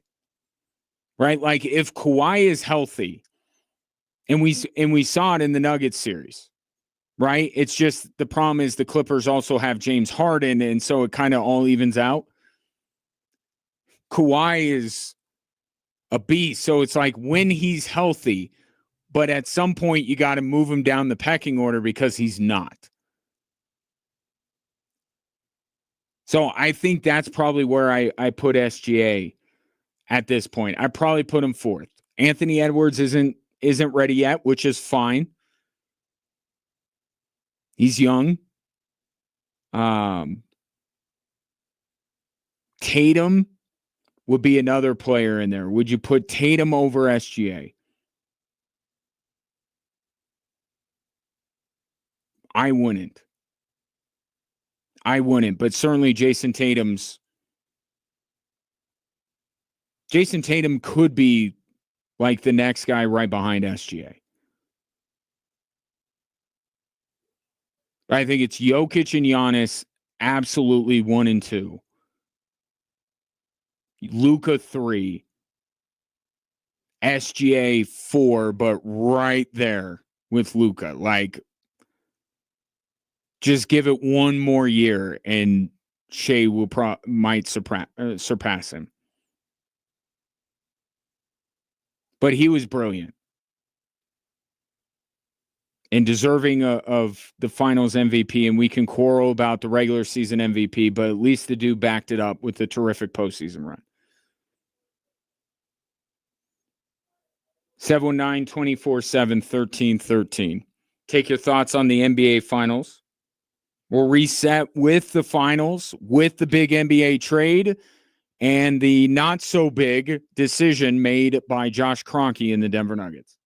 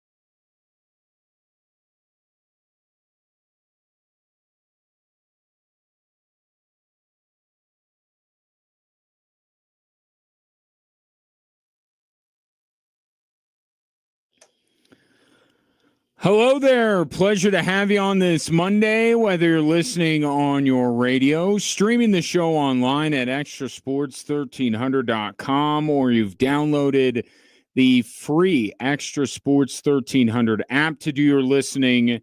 And that app, of course, is sponsored by Diversus Health, mental health, and well-being for all. If you would like to participate in the program or win things like Eric just did, won tickets to this week's U.S. Senior Open, keep this number handy, program it into your phone, and use it. Not judiciously. What would the opposite of judiciously? Use it constantly. 719-24-7-1313. And let's get the conversation back going on X. You notice that? Like, there's no back and forth anymore. And I think it's because people are afraid to get ganged up on. But, like, it's just people, here's my opinion, and no one talks to anybody anymore. Heavy sigh. I'll talk to you. And I won't even be that mean. 719-24-7-1313 or on X at Gingerly Tweets. Let's get to a very full show today and three significant stories that have been driving the show.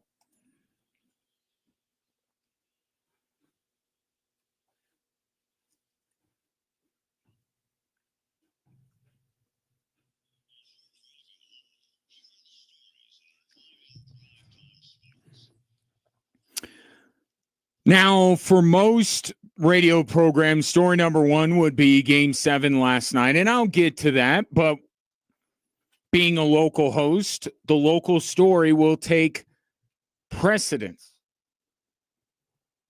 The Nuggets have finally decided on who their next GM is, which is the guy we all knew the Nuggets were going to make their next GM. So the question tomorrow when they meet with the media is, why did it take you so long to just do the thing we knew you were always going to do, Josh Kroenke? And that's make Ben Tenzer your general manager. Although they get a little sensitive about these things up there in Denver, he is the vice president of basketball operations, will be his official title, but he is the GM. Okay, we can all understand maybe a different title, but that's what his gig is. The guy that was named the interim GM is now the full-time GM. And what this says to me is that the Denver Nuggets feel like they don't need any new ideas. Because even if you look at the guy that they brought in to be the these titles, like, my goodness. Can't you just call him GM and assistant GM? Jonathan Wallace as the executive vice president of player personnel. He came from Minnesota, where he worked with Tim Connolly. Where did they know each other from? Working with the Denver Nuggets. So this is a keeping it in the family type decision from Josh Kroenke, which I disagree with. Because I think when it comes to this roster, that new ideas, a fresh set of eyes was a requirement. And also, too, how often can you keep going to the well of promoting from within before you end up with somebody who's just not nearly as good as his predecessors? Like, I thought we were already there with Calvin Booth. Like, I thought that was the line of demarcation. You went from Tim Connolly to Calvin Booth. You downgraded. Right? So then maybe it's time to go venture out and look elsewhere. I thought we were at that juncture. Apparently we're not. And Josh Kroenke is just going to go deeper and deeper down the organizational flow chart till maybe one day the Nuggets sous chef will be running the organization.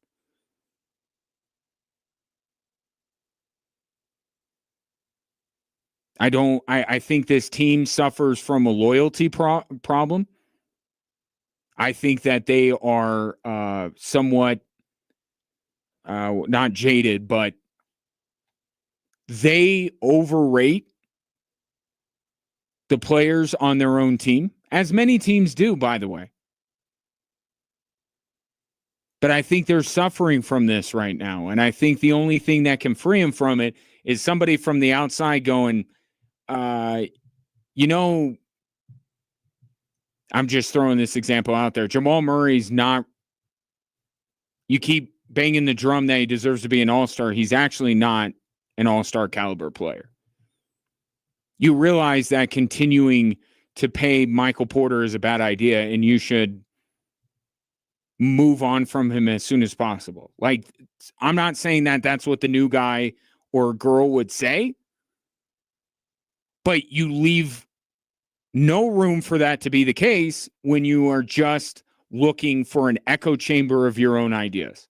And that's what it seems to me like Josh Kroenke is doing, even down to the fact that Shams Charania, maybe a throwaway line for many, not for me, the last line of his tweet, both answer to Josh Kroenke. This is Josh Kroenke taking over the Denver Nuggets. Which, go ahead and tell me the name of the meddling owner that is super successful. But this is Josh Kroenke hiring people that are like-minded and will allow him to or put this franchise on a track that he wants them to be on. He's in control here. So we could talk about Ben Tenzer and we can talk about Jonathan Wallace. The fact of the matter is Josh Kroenke is running the Denver Nuggets, and he should be addressed as such and questioned as such tomorrow at his press conference at noon. Anything they do or don't do is going to be a reflection on Josh Kroenke because his fingerprints are going to be on everything the Nuggets do moving forward.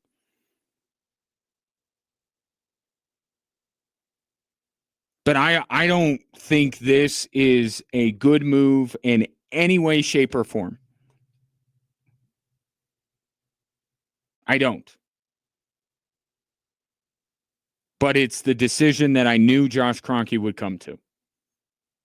And he'll try to sell you on this new regime tomorrow at noon, and then we'll have plenty of reaction on this show tomorrow. You know, something that Ben Tenzer could have done while he was waiting for the official announcement of him to be the GM would be to trade for Kevin Durant, which, according to Shams Charania, story number 2, the Nuggets were a wild card team for Kevin Durant's services before ultimately he was traded to Houston. Now, what that says to me is that the Nuggets weren't really that interested in Kevin Durant, that they didn't really get past the initial conversation with Houston, or with Phoenix, excuse me. And I wouldn't put it past them to have leaked that out themselves to make it seem like, yes, I know you're waiting a long time and you think we're doing nothing. We were talking about Kevin Durant. It wouldn't shock me if the Nuggets leaked this to make it seem like they were doing something over the last 2.5 months.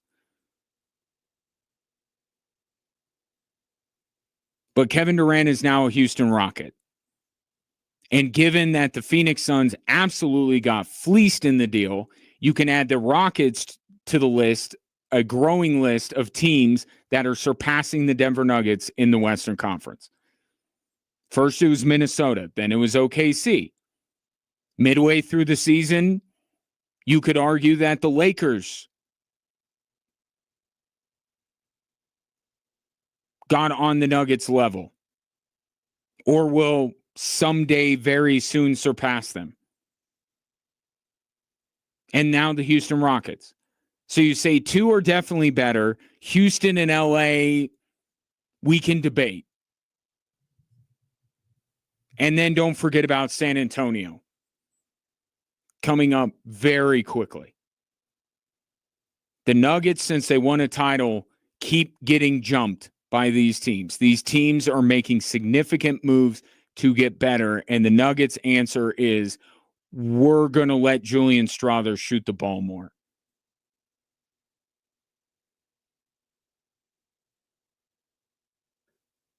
But a more interesting question out of this, just to go back to the Denver Nuggets of it all, why couldn't the Nuggets outbid Houston? Houston gave up Dylan Brooks, who nobody really wants. Like, let's be honest. Jalen Green, who has talent, but a lot of unrealized potential, perhaps, or maybe there's no potential there at all. It's unfinished product, we could say. 1 first-round pick in Wednesday's draft, the 10th pick, and a bunch of seconds. The Nuggets can't beat that. The Nuggets can't even rival it. Now, they have no draft picks this year. So, okay, Houston has that over them. They have no second-round picks for the foreseeable future because they had to get rid of Reggie Jackson's contract, and then they had to have Deron Holmes. That's where most of their second-round picks went. Okay, so they don't have that. But don't they have better players than Jalen Green and Dylan Brooks?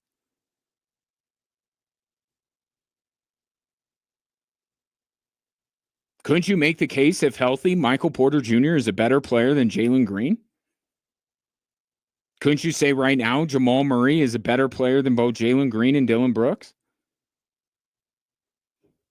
So either the Nuggets weren't that serious about acquiring Kevin Durant, or teams look at the Nuggets roster even lower than I look at them.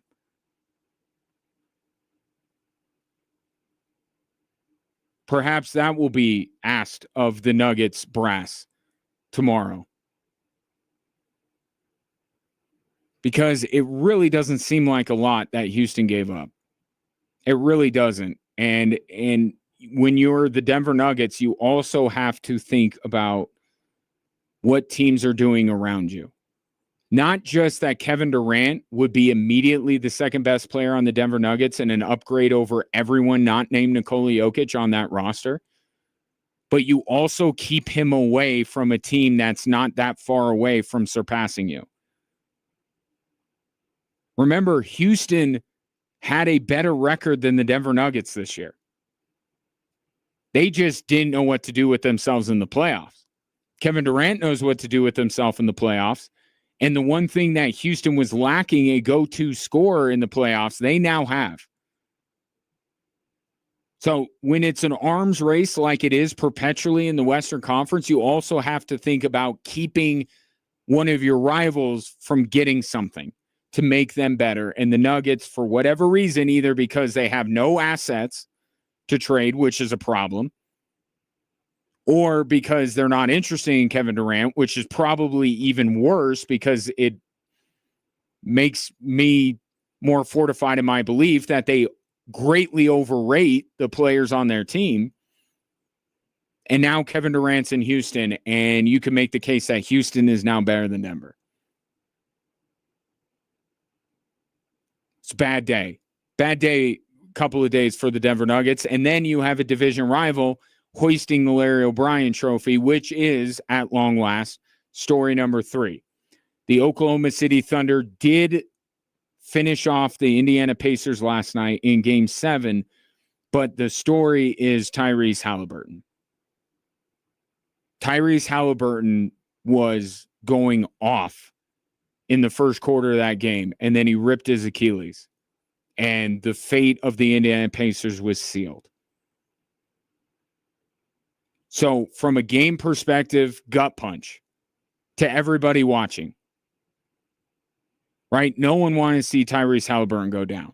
But now it just adds to my assertion last hour that the Oklahoma City Thunder will become the most discredited NBA champion ever. Not only did they go through 3 teams that suffered significant injuries to significant players, 2 of those players were hurt either in or right before Game 7. The 2 games in which the Oklahoma City Thunder were in peril of being eliminated. So the significance of the injuries and the timing of the injuries is going to call into question the greatness of this run, or by extension, the greatness of this team, as compared to the 6 previous champions that we have had in this new era of parity. But yet it took, with the second easiest strength of schedule of any one of these last 7 NBA champions, it took Oklahoma City longer than every team not named the Toronto Raptors to finish it off. And just when you're thinking of, you know what, I'm going to defend them, while you're doing that, defend Lou Dort grifting for a foul at the end of the first half. Defend the way Oklahoma City Thunder plays, because that's part of the equation too. They're not, if there's a lot of reasons to say that if you're ranking these NBA champions, and they're all champions, right? But there are levels to this. You look at the injuries that happened to their opponents, the timing of those injuries, how Oklahoma City had to go to 2 game 7s in order to finish this thing off. And then you get to how big of a reason for their success is the inequitable whistle, what they get away with on the defensive end, and the foul grifting that goes on the offensive end. And it's not just Shea. Again, I threw out Lou Dort. Lou Dort could destroy anybody in the league, and he fell over like a feather in the late in the first half. So just when you want to kind of defend the Oklahoma City Thunder, you're like, I don't know that I want to defend a team that grifts for fouls as much as they do. So if I'm looking at these past 7 NBA champions and the path they took to get there, taking everything into account, 2019 Raptors or this Thunder team, everybody else has to be above them. And I am genuinely curious to hear what all these people like Chris Mannix, who made it his life's ambition in the months following the Nuggets title to go on every show that would have him and say that the Nuggets had the weakest path and therefore aren't a great champion. I'd love to hear what he has to say about OKC. Because you could make a case that OKC had it better and they didn't make it look easy. They made it more difficult than it should have been. But they are champions. And I don't put out of the realm of possibility that they win another one. 719-247-1313. Take your thoughts on the 3 stories that are driving the show. NBA championship odds for next year are out. Where do the Nuggets fall? You aren't going to like it.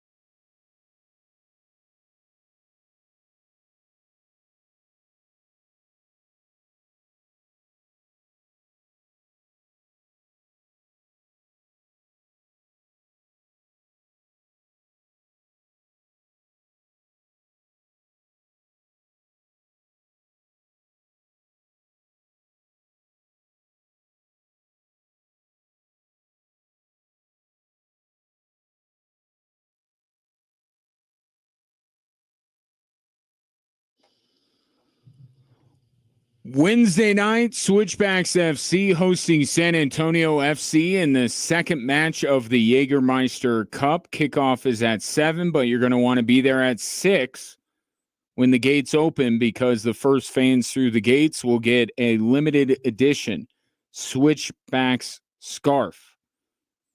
Then you wear the scarf while the Switchbacks are playing San Antonio FC in the second game of the Jägermeister Cup. Tickets available. SwitchbacksFC.com, or you can win them for me. I got a pair of tickets for you. 13th texter to text Switchbacks and your name to 719-247-1313. We'll get a pair of tickets to Wednesday night's match at Widener Field. I was flying through that last segment. There's just so much about what the Nuggets have announced their front office is going to look like that I don't like. I just don't like this at all. I don't like the rejection of new ideas and the rubber stamping that the Nuggets are doing everything right. I don't like that Josh Kroenke is inserting himself more. At least he appears to be. We'll find out tomorrow, I guess. But just, I go back to this. Credit to him for picking Joe Sakic, for picking Tim Connolly. But then when the Nuggets were really being built and the Avalanche were being built into Stanley Cup contenders, Josh was in London with Arsenal. I'm not saying he had no contact with what was going on, that he had no idea, but it just, you put smart people in charge and you get out of their way. So I don't like any of this. And I think it's going to be a fool's errand to sell this new structure. But he's banking on the same thing that he was banking on with David Adelman. The problem is with David Adelman, we actually had a sample size, albeit a small one, but a sample size nonetheless, of David Adelman being enough different than Michael Malone. And the Nuggets doing enough things to make you feel good about them. Now, what could Ben Tenzer have possibly done in that same window? Nothing. Like, I get that. And that's why I say that tryout period, that prove-it period starts now. Dario Saric just opted into his contract yesterday. Get him off this roster.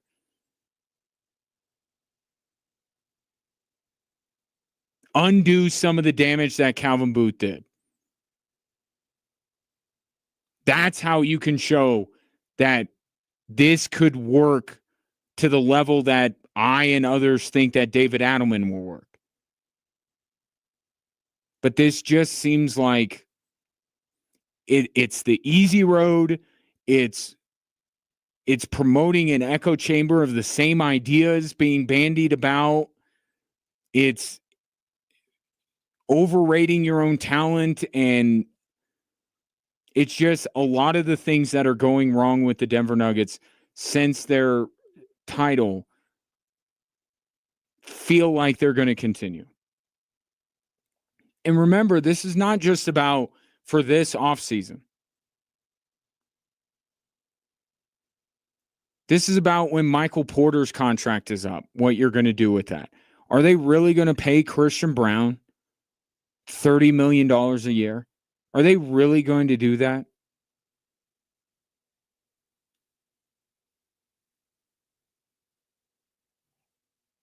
So I'm very interested in what tomorrow looks like. Apparently, the betting markets are not swayed by the hiring of Ben Tenzer. Looking at the odds for next year's NBA champion, no surprise, OKC is on top at plus 220. And I think I would put them in the same vein that I put Boston in. which also means that there's a chance that OKC doesn't win next year. There's a good chance. But I don't see anything with OKC to make me feel like they're going to be anything but better next year. OKC has this feeling of it's just health. If their health holds up, they have the chance to go back-to-back because we're too early on the second apron financial restriction stuff. So health is always that caveat, always hanging over. I get that. And we haven't even gone into the offseason yet. And who knows? We saw what the Knicks did, and the Knicks created a team in the offseason in the wake of Boston winning a title that was built to beat Boston. And now that's what you got to do. Right? Tim Connolly got to Minnesota and built a team to beat the Denver Nuggets. Then Leon Rose was able to put together a team with the personnel to potentially beat the Boston Celtics. And they had the Boston Celtics dead to rights even before Jason Tatum got hurt. So who knows what somebody's going to go out. I certainly don't think that Kevin Durant on Houston is the move to make me say, oh, I put Houston above OKC. But we're supposed to get a wild offseason. So who knows what's going to happen. But if you ask me the day after the Thunder win the title, just like if you ask me the day after the Boston Celtics won the title, yeah, they deserve to be the favorite. And it's hard to see another team beating them. But things can change. But to my earlier point about how the Nuggets have already been surpassed by two teams and are at least primed to be surpassed by both Houston and LA, the betting markets already say that the Nuggets have been passed. Because OKC are the favorites at plus 220. Then you have Cleveland, New York. Then it's Houston at plus 850 with the addition of Kevin Durant. Then the Pacers, which they are way too high. If Halliburton's not playing next year, the Pacers have zero chance of winning a title. Then Minnesota at 14-1, same odds. Boston has the same odds at 14-1. So do the Lakers.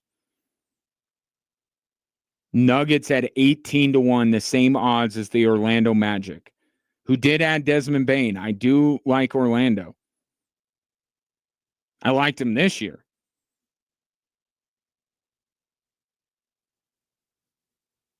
But the betting market is already saying that the Nuggets have been surpassed by Houston and LA. I got to see it. I got to see how it all comes together, but I can certainly understand why they are where they are, especially Houston, right? Because here's the other part with betting markets that isn't talked about enough. It's also about the money coming in. And I would imagine that a few people put a few shekels down on the Houston Rockets after they landed Kevin Durant.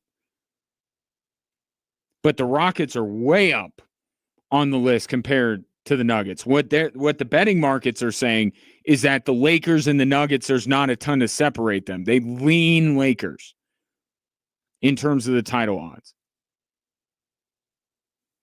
But I mean, think about right now, would I take the Nuggets to beat the Lakers in a 7-game series? Yeah. What if the Lakers get a center?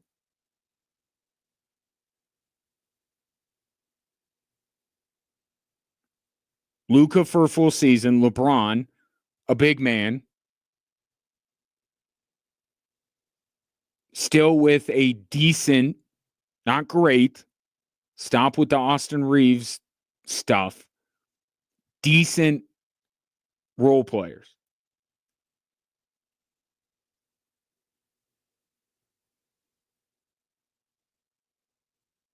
And that's the thing here. As it currently stands, the Nuggets are going to do nothing to move the needle. Nothing. One star that I think was gettable. They could have gotten Kevin Durant. He's off the board. Giannis has been taken off the board already.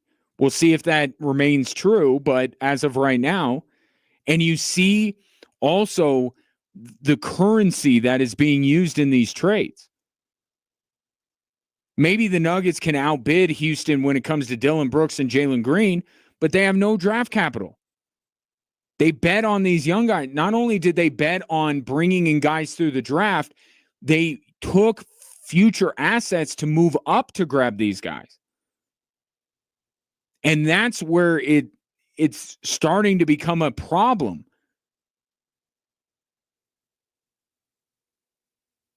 Not the idea that you want to replenish the coffer, so to speak, with young talent, or you want to be in the draft, but the fact that they move so many of their assets in order to get as many of these young guys as possible, only for Michael Malone to not play them. And now you're left with no draft. They don't have a pick on Wednesday. I don't know how invested you were in this draft class to begin with. I kind of like it, but no Nuggets at any point. Not even to grab one of those, like I remember a couple years ago, it was Drew Timme, or, one of those guys that is Hunter Dickinson going back to Kansas. Like one of those guys, like you know he's not going to be a great NBA player. Zach Edey, although Zach Edey kind of exceeded expectation, but just the idea of getting one of those veteran college guys that you've heard of, so you're going to kind of naturally like the pick. Like the Nuggets can't even do that at the back end of the first round or at any point in the second round. And that's what puts so much pressure on their ability to develop these young guys. They didn't just take them when they came up on the draft board. They moved up to take them. They moved future assets to acquire them. That puts more pressure. But the Nuggets don't have any draft picks. Dario Saric just opted in. Zeke Naji still exists. And if they get somebody to take the money that Russell Westbrook took last year, that's not, let's say it's Malcolm Brogdon. Nobody's going to be painting the championship buses like OKC did. I love that Rick Carlisle did that, knowing full well, if you didn't see this yesterday, not to get too sidetracked, but Rick Carlisle talked about how he saw a video of OKC already having the championship buses. Rick Carlisle has been in the NBA for 100 years. He absolutely knows that every NBA team does this pre-planning thing because it is a massive undertaking, and it's much easier to get the pieces in place and then go, oh, no parade, than to go, well, we don't know yet. We have to respect the Indiana Pacers, and then to be caught flat-footed, and now we need buses and barricades and a parade route. Like, I love that Rick Carlisle used that with a young Indiana team that may be a little bit naive. He knows dang well that that is not uncommon. But I love Rick Carlisle for doing that nonetheless. Where was I? Oh, yes. So if the Nuggets end up with, a Malcolm Brogdon, they're not going to move up. So this is where they're going to be. The perception going into next year is that essentially the Nuggets, you could put it either that they are the fifth most viable championship contender in the West, to say nothing of the East, or they're the fifth best team. They won a title 2 years ago.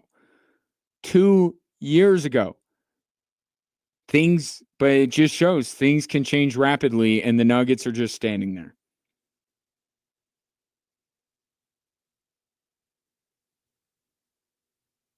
The odds fair?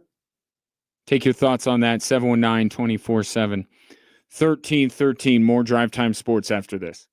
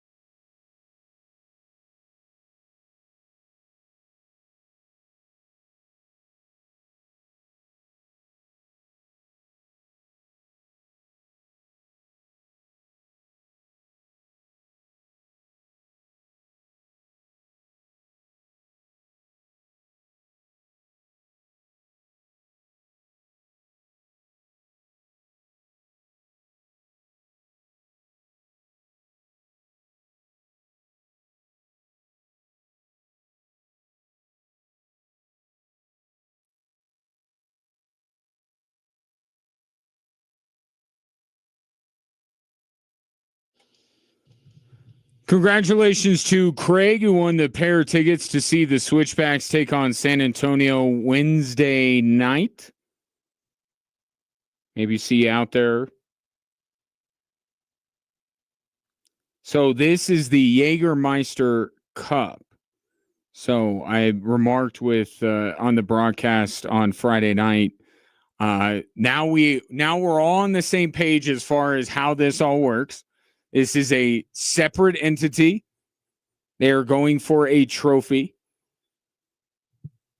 But both of these matches this week for the Switchbacks are Jägermeister Cup. They'll play San Antonio on Wednesday, and then Saturday they will go to Albuquerque to take on New Mexico United. But whatever they're playing for, I mean,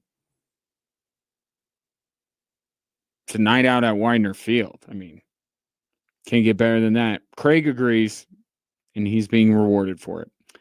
Let's see. I'm starting to see more from Altitude's people on how this is all going to work. And I want to be careful on how I say this because I find myself in not a completely different situation, but I'm thinking of Oscar Martinez second. Earlier, I thought it was Dwight and Andy. The closest comparison when the branches merge. No, it's going to be Jim and Michael. That's what this arrangement looks like it's going to be. They are going to share the general manager duties.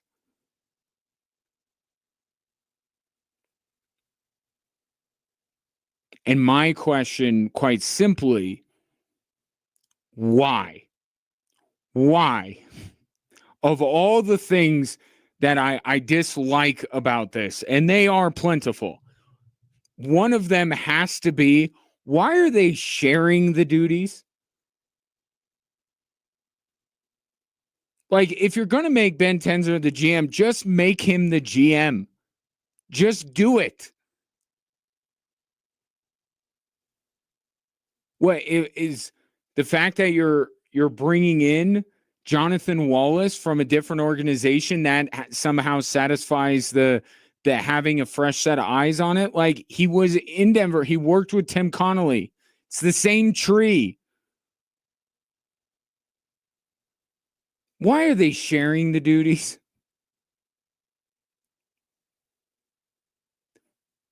So that's all going to be sorted out, probably not tomorrow afternoon when they meet with the media. How's this going to work? Okay, Kevin Durant is on the trade block. Who's making the call? The 20th pick in the draft's coming up. Who's the person doing that? Who's going to fly to Serbia and get Nikola Jokic to sign his extension? Who's deciding if Christian Brown? It's going to be collaborative. I mean, that's what they're going to say. We're collaborating. There's going to be a sense of too many cooks in the kitchen very quickly at Ball Arena. Because remember, this is not the first time the Nuggets have done this. When George Karl was the coach, they had basically a three-headed. Remember Mark Workington and Brett Barup was in there, and then they had their actual GM, or maybe Workington was. They've done this.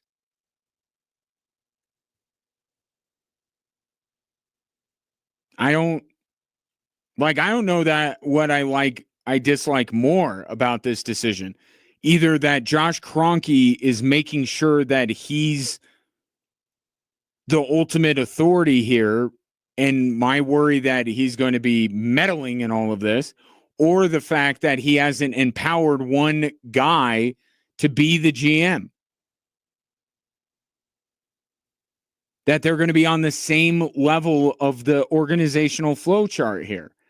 Like, I understand you need more people. Like, it's a big job. You need a lot of people, but there's a clear delineation of power here.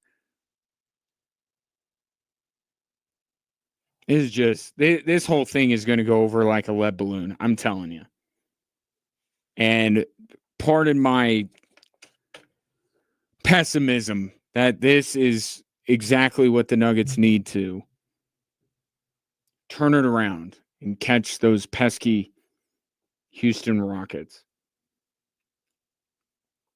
But we'll see. I'm definitely fascinated to hear what all this is about. Why did it take 2.5 months when you were just going to promote internally?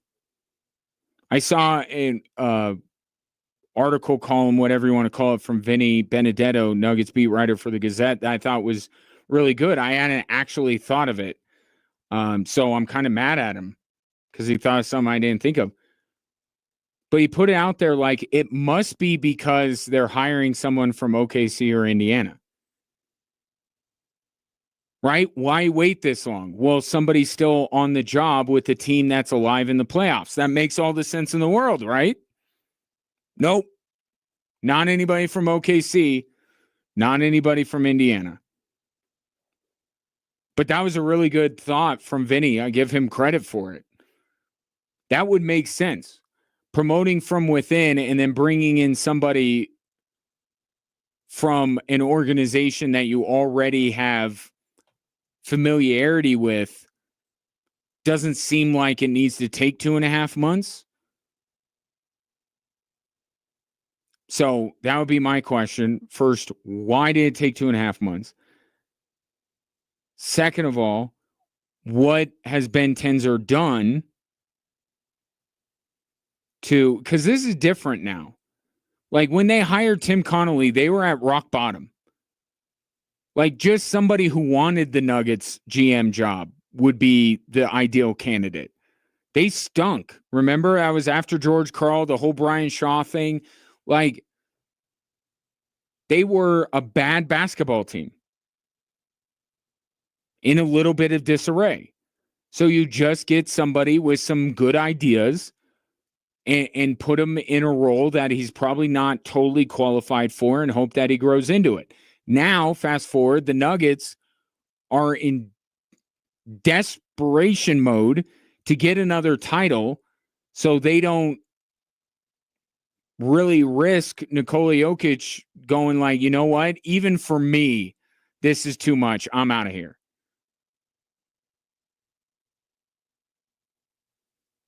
Like the Nuggets should attract top talent. So what has Ben Tenzer done to make himself the top talent? And then why bring in Jonathan Wallace, obviously? And then why is one not over the other? And then why is it so important that people know through Shams Charania's reporting that you are the one that they both report to? And that's even before you pick Ben Tenzer or Jonathan Wallace's brain on Jamal Murray and Michael Porter Jr. and a Christian Brown extension and asking if they're going to get Nikola Jokic to sign an extension this summer. I don't know if they have a time limit, but they may need to cap it because there are so many questions along with this. But that will be at noon tomorrow, and then all the audio and reaction that you can shake a stick at here on Drive Time Sports at 3 o'clock. Before I go, gotta grab something. I'm back. Should put these papers closer to me.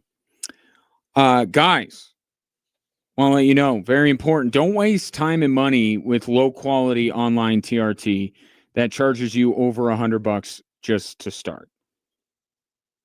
They're just trying to get money out of you. They're not trying to help you. Visit the TRT experts today at Low T Center for a free consultation and a free test. Treatment is personalized to your body and most major insurance is accepted. And with the freedom to choose if you want in-center care or at-home treatment, you're in control of your health.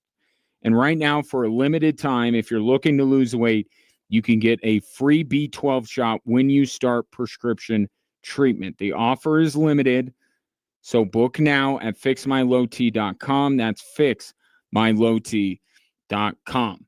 Appreciate your patronage. It has been my pleasure to serve you on this Monday. Enjoy your evening. I don't know what you're going to watch. It's all over now. All the sports done. Now, there's still sports going on, but the options are more limited. Enjoy your evening. We'll come back and talk more about this Ben Tenzer business tomorrow at 3 here on Extra Sports 1300.